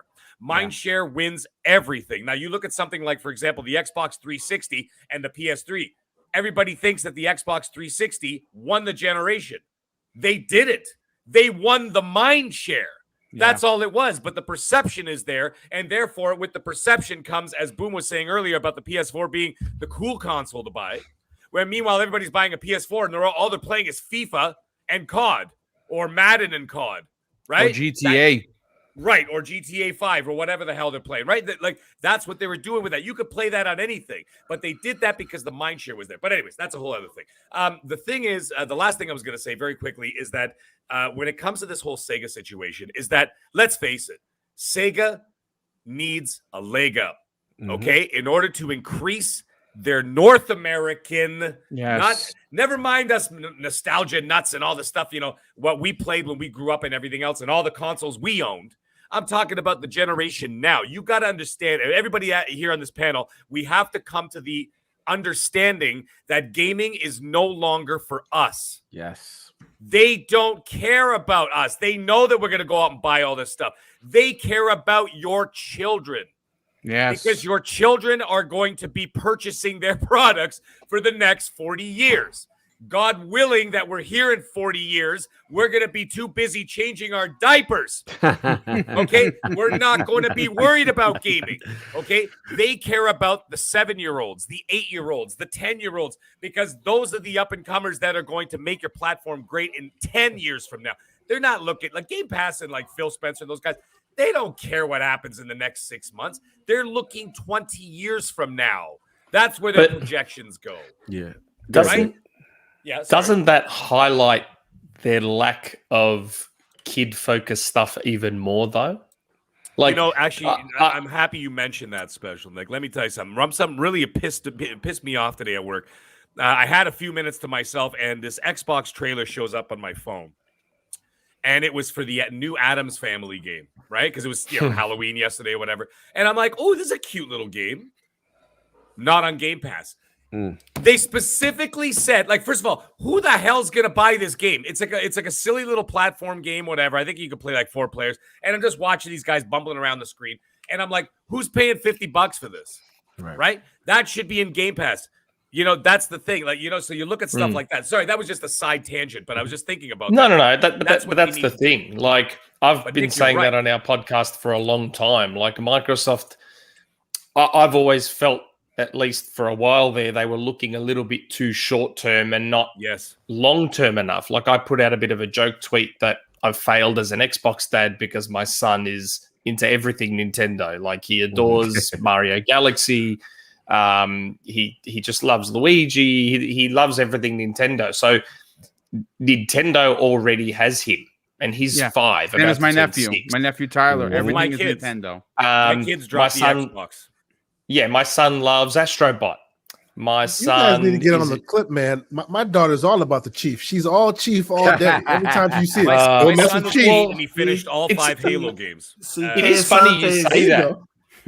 It is funny you say that. My son, I let him muck around with the Halo beta when it was on, and he did actually absolutely adore it. Like, every couple of days he comes in and he asks if he can play Halo, and I have to remind him that it's finished for now and he's got to wait for December to play it again. He actually did enjoy Halo while he was playing it. But I just think Microsoft... Get on the clip, man. You can do it. Parents, you can do it. Yeah. You know what's funny, Asante? You mentioned the Halo thing about getting the kids. My son has he's 8 years old. He's played all the Halos. He's finished all the campaigns on easy, obviously. I mean, he's only 8, but he did that. And I told him about the new Halo game, and you know what actually kind of broke my heart? He said, "I want to play it with you, Dad." And then I'm like, co-op's not till March. But anyways, that's a whole separate story. The last thing I want to say before I just cut myself off here is that you know, the thing is, when it comes to what you know, what everybody was sort of alluding to and what not alluding to when it comes to this whole situation, when it comes to, as I was saying, Sega kind of needs that leg up in order to get their name back in the news and get people to understand. Now, the thing is, kids do know Sonic. My kids adored the Sonic movie. They've watched it multiple times. Sonic has never been more popular in the public consciousness. Right. So why wouldn't you strike while the iron's hot, Everborn? This is the time. Yes. Right? See, so they know the name Sonic. You're not saying that to me. I've been saying this. No, I'm just saying in generalities. They know the name Sonic, but they've forgotten all of us remember the tune, the Sega. Yeah, no they one, weren't a twinkle in my any modern eye. day kid does not know that. Here's the thing. My son knows it. I made sure he knows it. Yeah, you exactly, but you've taught him. I think what it is at a mag. I feel you. I know where you're going, Everborn. I know where you're going. I think the answers are right there. If you look at the strategic portfolio, besides Super Game, right? They are literally saying their whole thing is pretty much the expansion of past IPs, and they want to do support subscription, utilize past IPs. But the answer is right in our face. If you really look at it from this global long-term growth thing that they're planning, look at already what's happening with Nintendo and this expansion pass. Look already, they are putting those IPs. They even have the Sega branding, the Switch controller with the Genesis games. And if you look at their core, the second part of their core strategy, remaster, remake, reboot, right? So these past IPs, so how you gauge interest is you bring it back in a subscription service, right? And you say, hey, remember us? This is when we were great, right? Then you can also remake and you can also reboot. And I think eventually that is the plan. I think it's starting slow. And for Microsoft, it makes sense. And this is where I agree with KSanti with the whole Quid Pro Quo thing is that, you know, they're looking to get Microsoft's looking to get something out of this. 100%. They need the content, Cog. Yeah, they take you to this nice restaurant. You know what I'm saying? Going to this this fancy vacation. There's something happening at the end of the day. But I'm saying at the end of the day, like, they don't need Sega's money. They don't need the exposure. They don't need any of that stuff. They want need the IPs. Content. They need the IPs. Right. Yes. They need the content in there because, like, you know, even good or bad, by the way, I hate to say that, good or bad, they need content in there and they need fresh content in it, preferably good, because they do have a quality assurance, you know, team that kind of watches the games that go in there and everything else, which is great, by the way. But, like, you know, you look at Netflix. Netflix pumps out so much material and they continue to invest in their own quote unquote first party studios at Netflix, whatever, for their own original content, right? They don't do that just for the money. They do it because they need to fill it because it's much harder to get those third party contracts to get into their subscription service. Well, Mag, I do want to push back on one, like, a little more serious, little jokey here, but most like 75% serious on your point. I do think see, I know you brought up EA, right? And then we just brought up Netflix and why Netflix is investing so heavily into their own content. Yes. Because they know Warner Brothers and Sony and everybody's going to get cute one day and think they can do their own streaming service, right? They're already doing that every 3 days. There's a new stream. Who the hell is subscribed to Peacock? Well, I subscribe Plus. I subscribe to Paramount Plus so that I can get the Halo show, which is probably going to be terrible. But I subscribe to Pirate Bay when it comes to Peacock. Boy, just download it. Bye. Sorry, I'm right here. That's offline talk. I don't care. Come at me. I'm right here. Yeah. Now, but the thing is, EA could get cute. I fully expect EA to get cute. You think so? One day, not right now. But one day they're gonna get cute, right? They're gonna bite the hand that feeds them. I don't know, man. I don't know about that. I think EA is gonna need all the help they can get because I think that 2042 is not gonna hit the way they want it to. Remember, a lot of Netflix used to be the only game in town. Huh? At some point, they all decided to take their ball and go home. When they decided Friends is no longer on the service, you got to have some plan B. Right. So again, but how many of them are successful? Yeah, that doesn't stop them from putting out a new service every week, right? Now, fair. So the thing is and I'm not saying that this partnership right now today is definitive proof that it's an acquisition. That's not what I'm saying. I am saying that I predict personally, separate from this, that by the end of the generation, Sarah Bond will bring this home. Yes. But again, I think so too. Nothing I to think do you're with right. this. Now, the reason I think you need to do it is not only because, you know, there's still a certain level of uncertainty with if you don't acquire them, they could get acquired by someone else. They could choose what they're going to put on your platform. Do you like Sunset Overdrive, you mean? Do you like Sunset Overdrive? Right, exactly. You invested all of that, right? You got her breast done, got her stomach done, and now she's going with the next guy, right? But anyway, what happens? I show 15 minutes late for a show. Everborn's gone wild. He has gone off the rails. We let him go. So, but the thing is, but on the serious side, I do think if there's any chance that they will be able to actually compete in the Eastern region, this is not just Japan, right? This is Japan, South Korea, China, all these other places, right? I think they need to have a publishing arm there, and it cannot be Xbox Japan. I apologize, but the brand is dead. The brand is shit over there. Right, it's on people. It like they sold 100,000 consoles.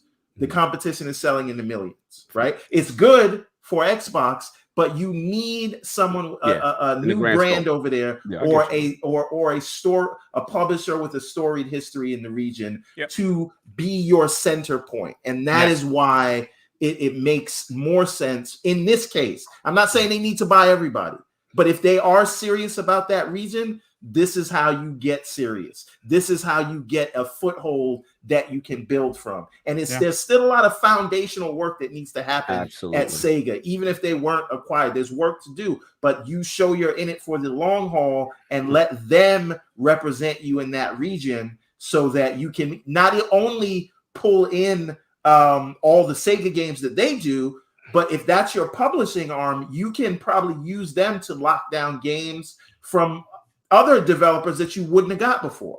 Yeah, no, right? It's absolutely true. But listen, folks, this has been, first of all, the fact that we were able to do this in 2 hours and everyone really kind of got their points in here has been awesome. I hope that you enjoyed it. I got to catch up on super chats, and then we will get everyone out of here. Z Black Writer drops a $5 super chat and says, "Damn, CME gonna ruin our dreams." Hopefully not. Don Otaku drops a $5 super chat and says, "I don't see exclusivity, but Sega has launched 3 games on Game Pass this year alone. I can see more and bigger games launching with this deal." I agree. Alexander Dark 91 drops a $5 super chat and says, "A lot of we going around with Xbox these days. Take-Two and Sega part of the inner family. Who's next to join?" That's a great question. Pixel Bit G, our brother, brings a $2 super chat and says, "Can we appreciate that Tencent uses Azure Gaming?" It's pretty interesting. Smitty Smith bringing us back to church. He drops a $5 super chat and says, "Happy birthday, Mrs. Boomstick, and many more. Salute the Book of X." Spartan Ghost 17 drops a £5 super chat and says, "Everborn circling the waters like a shark, hungry for a capper. The word we take to anyone. Rowboat Ryan, captain of a sinking ship.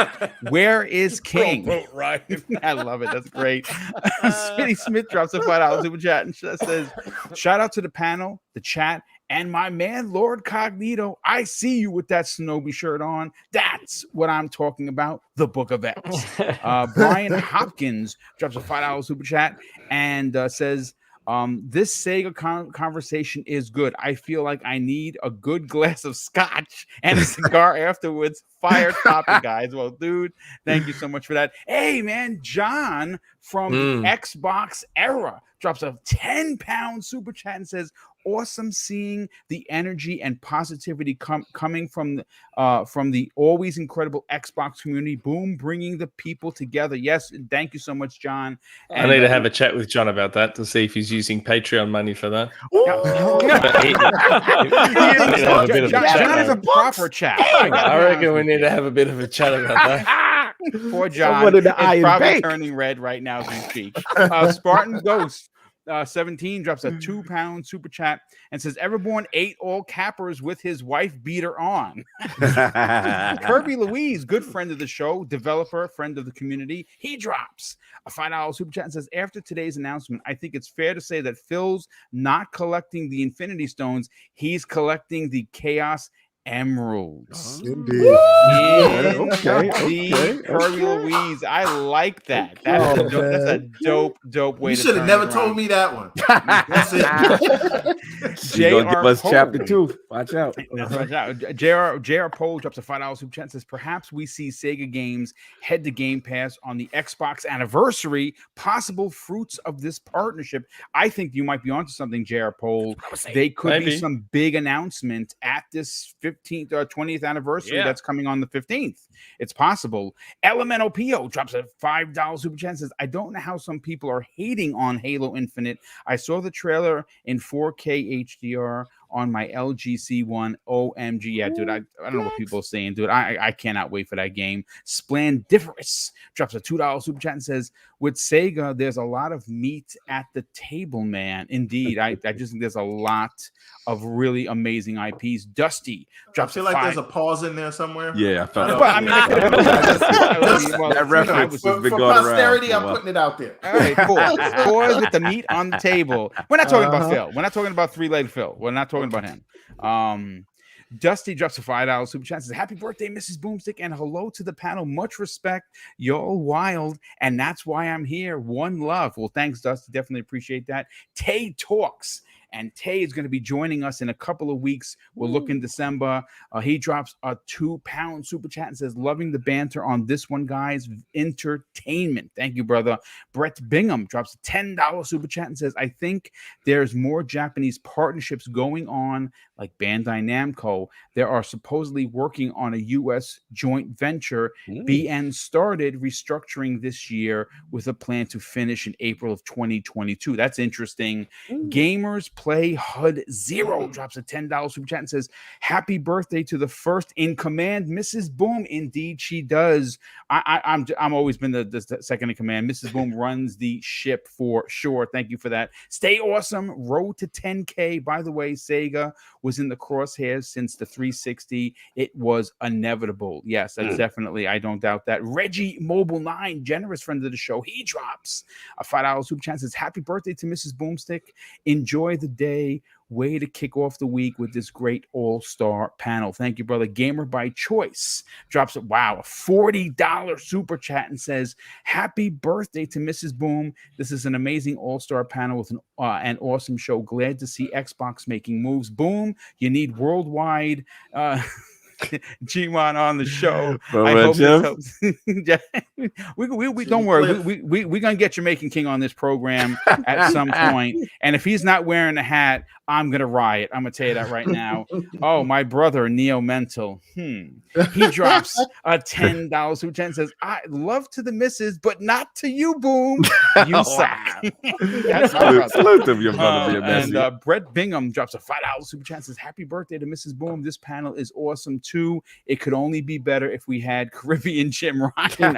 Who wants Caribbean Jim Ryan? And Philly Eagle, our brother, drops a $2 super chat and says, what is Sega in studio to remake Rare's old IPs? Listen, I'm right there with, let's get it done, because they can bring back Cameo, they can bring a Banjo Kazooie, because I don't know what's going on with that. Phil, my God, I think I'm gonna have to call Sarah. I think I'm going to put Phil on the Pain of Mind list and call Sarah, because, man, the bird and the bear, come on, man. But listen, folks, this has been a great show. The Godfather, Sarah is Michael Corleone. Listen, she's the upcoming. She's going to take over. She's going to be running the show soon enough. No doubt about that. What, Freddie Fingers, right? Listen, folks, thank you so much for being here. We had almost 500 last few people super here. chats. A few more. Yeah, okay. Three more. Okay, let me catch up with those. Well, actually, 4 more. Okay, the Iron Lords podcast drops an outstanding and very generous $20 super chat and says, happy born day, Mrs. Boom. Scorpio season, great show, great topic. Well, thank you for that. Brian Hopkins drops an additional $10 super chat and says, Thank you guys for so much for the show. It was great. So happy to tune in. Awesome guests. Boom. Wandering Dutch drops a £5 super chat. Well, thank you, Dutch. Shout out to our awesome chat. Amazing community. Shout out and happy birthday to Mrs. Boom. Thank you for that. And Don Otaku drops an additional $5 super chat and says, one day Sony gonna walk into the Atlas office to secure Persona 6 and they're gonna find Phil's size 13 boot already at the front of the line. On the side of the bed. I know what you're doing, Don. I know what you're doing. All right. And real quick, this was a show that we were giving away 300,000 prizes. And folks, Mrs. Boom and I have picked those 6 winners. Listen, hit me up on Xbox Live. Hit me up on the DMs, obviously, on Twitter. And if you're not on Twitter, hit me up in the email. Go to the about. Go to the section of the about page. My business email is there. These are the 6 winners of $50 gift card to your choice. You tell us what you want, and we deliver Nintendo, PlayStation, or Xbox. Stuffed Sean, Splendiferous, Iceman, LMH, Brian Hopkins, Rick Solaris, and Gameplay HUD 0. Every one of you gentlemen won a $50 gift card to your choice of platform. All you got to do is hit me up, and Mrs. Boom and I will, obviously, we're not going to deliver it tonight because it's going to be 9 o'clock here. We will deliver those gift cards digitally to you tomorrow.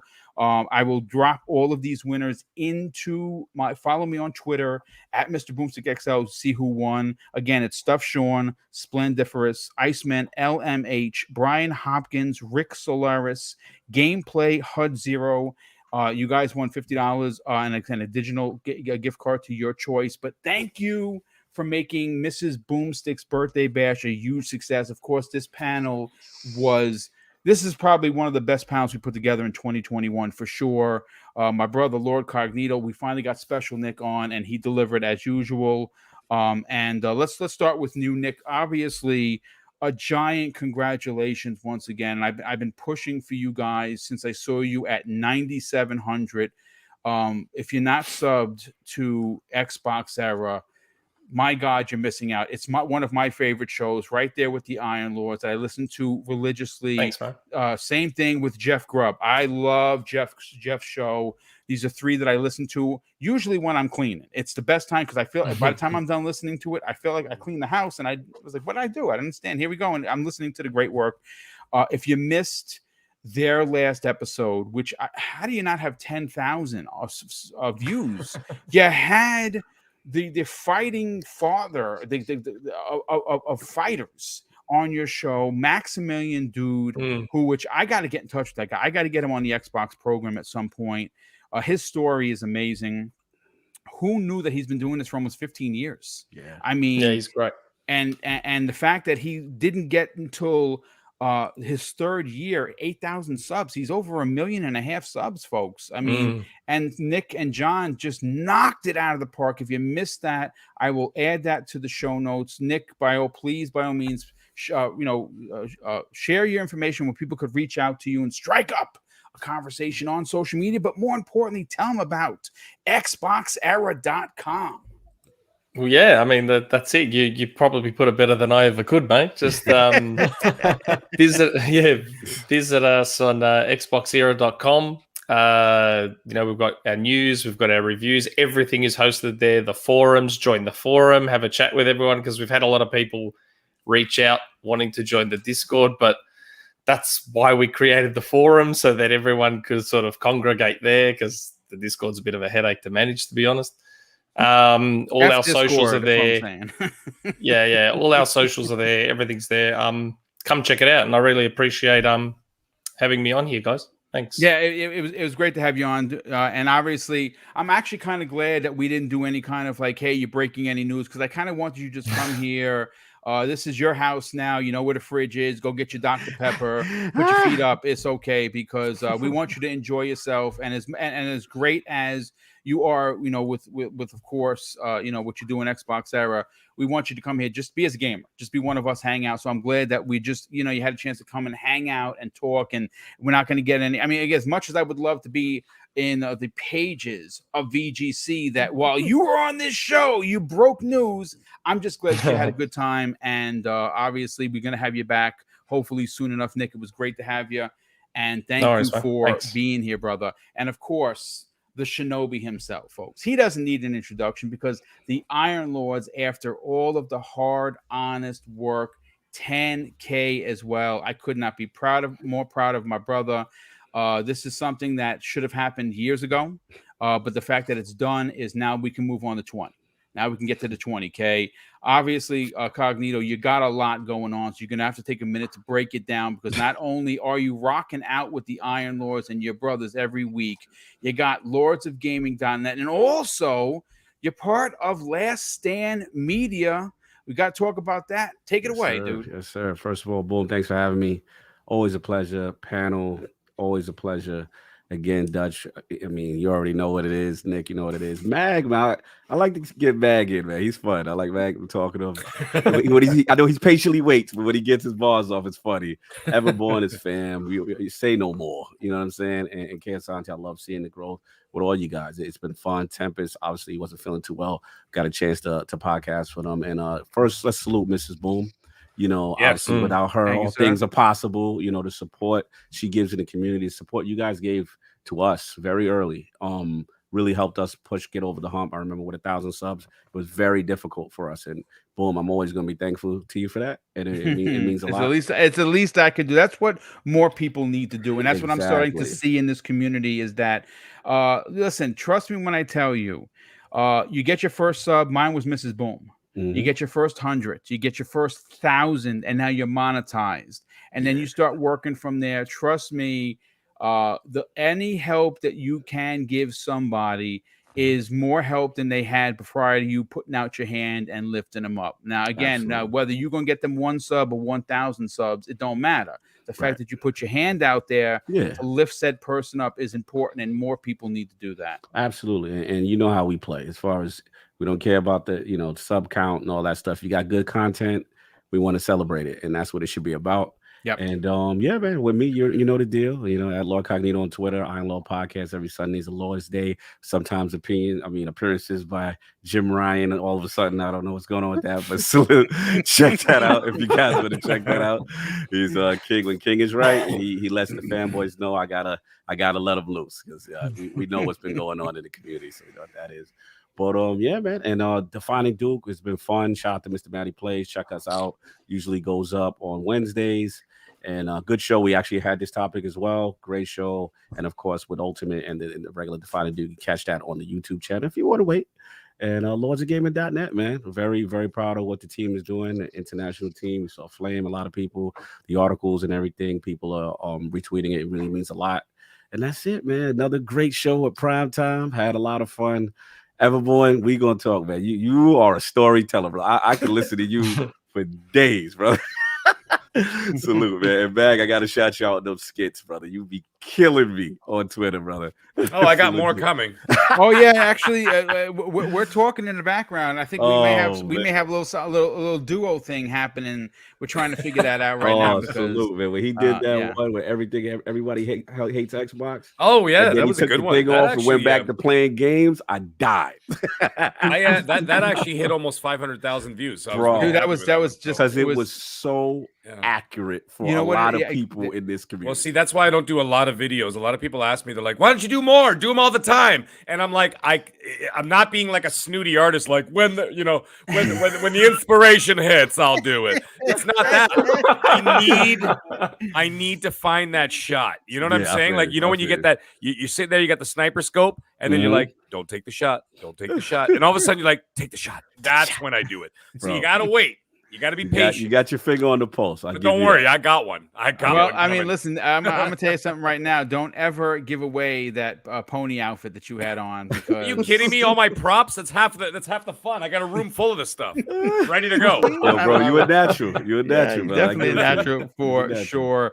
But let's get Everborn Saga in here. Everborn, you obviously you just dropped your Kickstarter into the private chat. I'm going to copy and paste and get that into the live I just chat. put it also in the live you did? chat. Okay, excellent. Yeah, listen, folks, if you enjoy the storytelling that went on today, and quite frankly, it was on the adult kind of storytelling, and you can get that in the pages of the Everborn Saga. Woo! And of course the Kickstarter.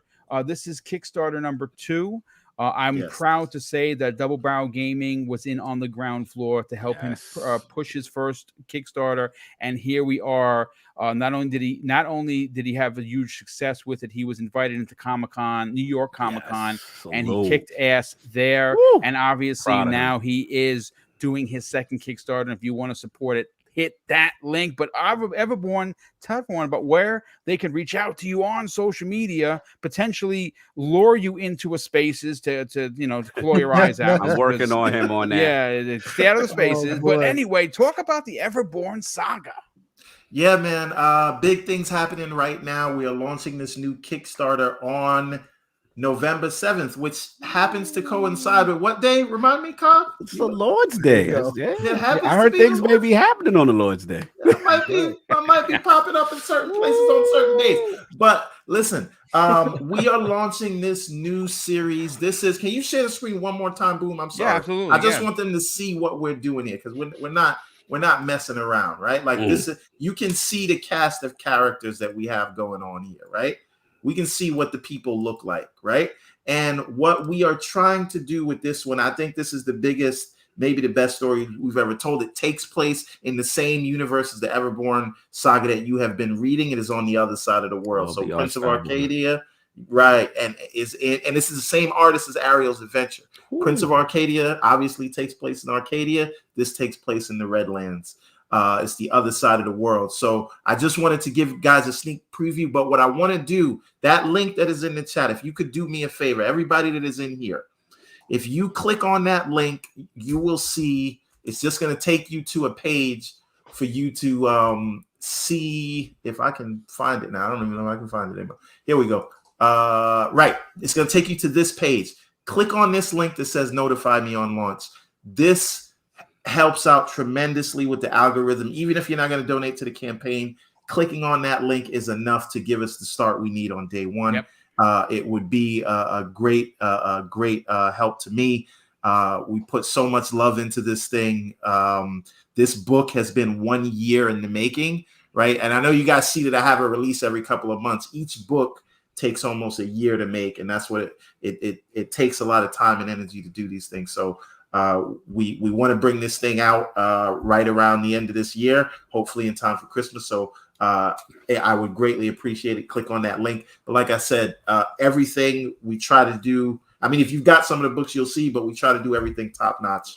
So again, I appreciate all the love and support, and Boom is not lying to you when he tells you he got in on the ground floor. That was the first podcast I did. Yeah. And it just happened to be the day that I was there, Cog was there. Yeah. And I got to link up with Cog. We had talked in like DMs and things like that, but got to meet Cog in person. And then I was on the Iron Lords, and that from Boom to the Iron Lords is the thing that kind of introduced me to the community. And whatever thousands of followers later and all these books sold later, you guys were very pivotal in that. So it is only serendipitous that you just happen to be here on the days when these things happen. Yes, right? Yes. And again, we didn't even time it. We didn't even plan. Yeah, didn't even plan this. Again, sometimes and the Sega news. That was crazy. And the Sega news that Kay Asante doubted.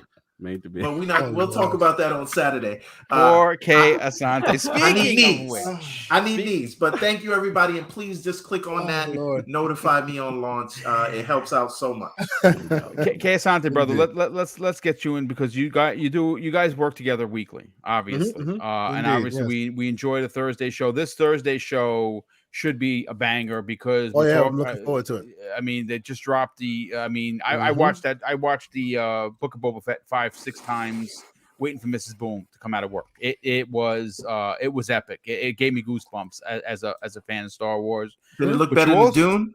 What's that? I'm joking. Stop it. No. We're not gonna do that tonight. Asante, talk about the Saturday show, brother. Saturday Indeed. show, the Gaming Circle podcast is Yes, fantastic. thank you so much. Talk about that, and where can people reach out to you on social media? So yes, thank you guys so much. As you can tell, we have a lot of fun on these shows. You know, myself and Mr. Everborn Saga, we take our slander to different places. Wherever we go, the slander just seems to follow us. More one than the other, but I'll leave you to decide who brings more slander than the other. But yes, last Saturday, actually, I had Xbox Era's own One Bad Mother on the show. Yes, you know, sure as he's been, and he graced us with his presence. We had a lot of great Xbox talk. The community came out, and we had a really good time, and folks liked it. And we've been getting a lot of good positive reviews. So if you haven't checked out last week's, please do so. We do it every Saturday, usually 10 a.m. Eastern Standard Time. Myself, Mr. Everborn Saga, and sometimes we are honored to have great guests. Thursdays we do On the Reel. I will continue that because he couldn't happen to mention that, but that is where we do our movie and TV show podcast. Last week we happened to do a full Dune spoiler cast. If you haven't seen Dune yet, don't watch that. If you have seen Dune, buckle up. It's going to be interesting for you, but it was a lot of fun. So please reach out to us, TKO Asante on Twitter, Xbox, PlayStation. I will not give you my social security number, so you can't find me on Nintendo. But yes, we have a lot of good time. It was so much fun doing this show, and of course, you know, thank you guys so much for joining us. You know, Lord Cognito himself. Every time I get the podcast with you, it is an honor. You know, you guys, I have you guys, you and Special Nick and Xbox Era podcast. I have you guys in heavy rotation on my podcast list. So to be able to podcast with you guys is just an honor for me. So thank you guys so much, and of course, my PTG brethren, we roll hard, and we're going to continue to do so. So thank you guys so much, and we will see you guys next week, I'm sure. Absolutely, brother. And of course, Wandering Dutch, the best beard in the business. What do you got going on this week? Any more customs coming up? And obviously, please, by all means, talk about the show coming up this Wednesday. Mix up. Certainly. Midweek mix up, of course, every Wednesday at 7 p.m. BST, which, of course, this week is still 2 p.m. EST. Of course, next week that changes again. Yes. So yeah, great fun. Let's not make that mistake, which I did last time when I had one of the Xbox senior developers on, and an hour difference entirely. And he turned up, and I was like, "Oh God!" Thankfully, however, David was very kind, and he was like, "Nice, it's all right. I'll just play some Destiny." That sounds right. But yeah, so Wednesdays, midweek mix up, of course, we get some awesome guests on. At the moment, we're, because of YouTube's lovely demonetization, because apparently I'm not a real person, that once that's back up and running, we'll be getting more people on. I really want to push it and get more people on once everything's kind of a bit more ship again. Get some awesome content out there. There will be a lot of unboxings coming up, as you know, with the Halo Infinite console. Every month in November. The Halo Infinite controller, the Forza Horizon controller, the anniversary controller. We've got a lot planned. I still have another podcast in the work as well, but that's in its infancy. And yes, customs. I will be doing a Halo custom as well. Halo Infinite custom before launch. Custom controller this will be, not console, of course. I am not made of money. I cannot simply buy consoles all of the time, as much as I would love to. If you haven't already seen it, of course, on Twitter, you can find the Fable Series S that I did, and the Hellblade Series X. Retweeted by the official Xbox channels. They shouted them out. Because it was definitely worth it. Yes, for sure. 100%. And also, Dutch, real quick, because you got a lot on your plate. You also just launched the jerseys for the midweek mix-up. I saw that. Yes, indeed. Fire. Yeah, I just, of course, jerseys for all the panel members and in general. But yeah, it's about obviously just giving something a little bit different, showing something off. But we do, especially with the merchandise, we're very inclusive. So we don't care what background you're from, what race or creed or sexuality. I don't care. So everyone's welcome, brother. Yes. Exactly. Other than that, we also launched the Pride collection as well, which is obviously the shield with a Pride flag. Nice. Emblazoned in it. So yeah, we try to be all inclusive. The collective is growing, and in the new year, of course, we'll be adding another show to the collective. Brothers from Hawaii. Yeah, yes, I think they might have been on two of them last week. Yeah, I know them brothers. Yeah.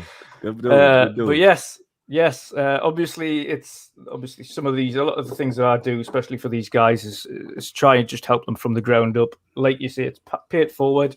We've had it. I've already had it as well. Being on this show is obviously helping myself as well as giving the experience and finding and connecting with a lot of new people. I appreciate that all the time. Absolutely honored to be on this show.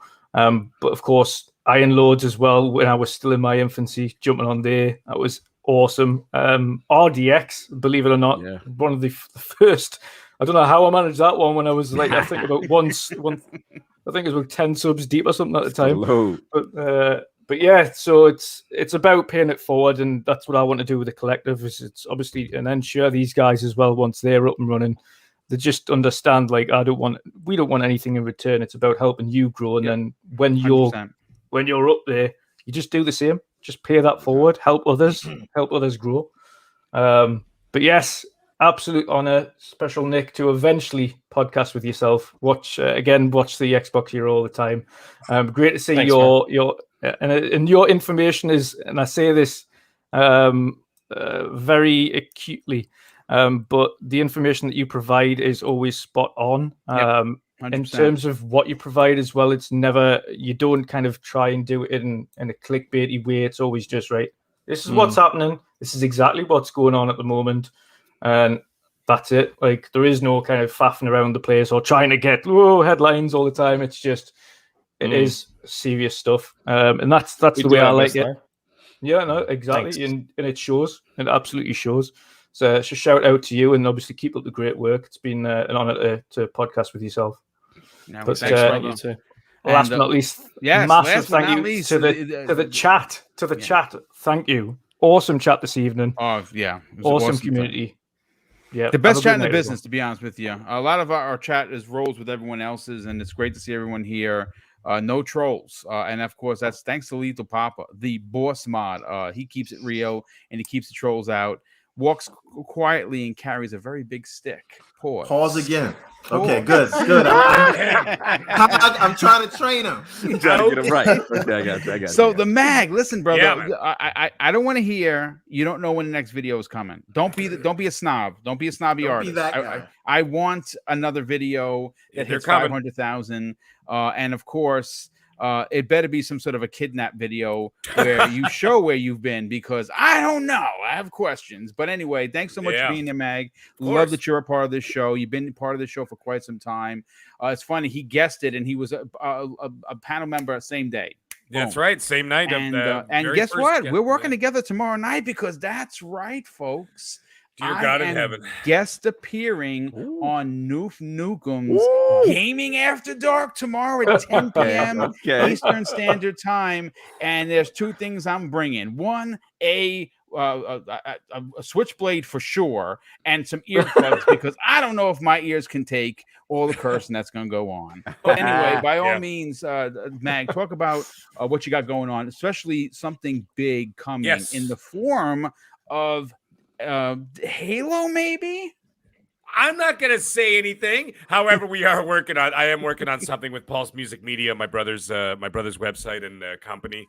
And he's actually just crossed 400,000 subscribers. Wow, now. So, dude. Yeah, he's getting much bigger, and very popular, right? So we're working on something that should be coming out in December. Yeah, it's around that same time. Guess what?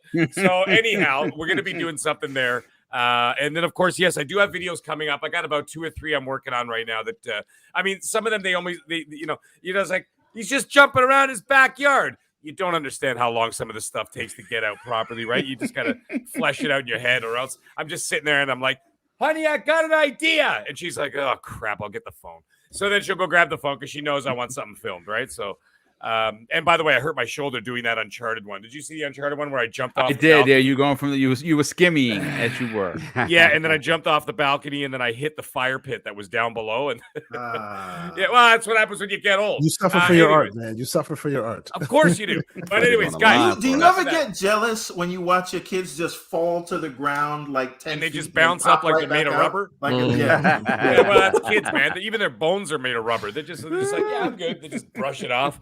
Meanwhile, I sleep wrong and I throw my back out. But anyhow, guys, everybody know, you guys know where to find me. I'm not going to waste any more of Boom's time. He's got a special night ahead of him. Boom, please wish your wife the happiest of birthdays. Thank you, sir. Thank you. And guys, special Nick, Lord Cognito, and of course the PTG crew. Guys, you guys are amazing. I love you guys. Chat, you guys are like family, man. You guys are awesome. And yes, Boom, I will see you tomorrow night at 10 p.m.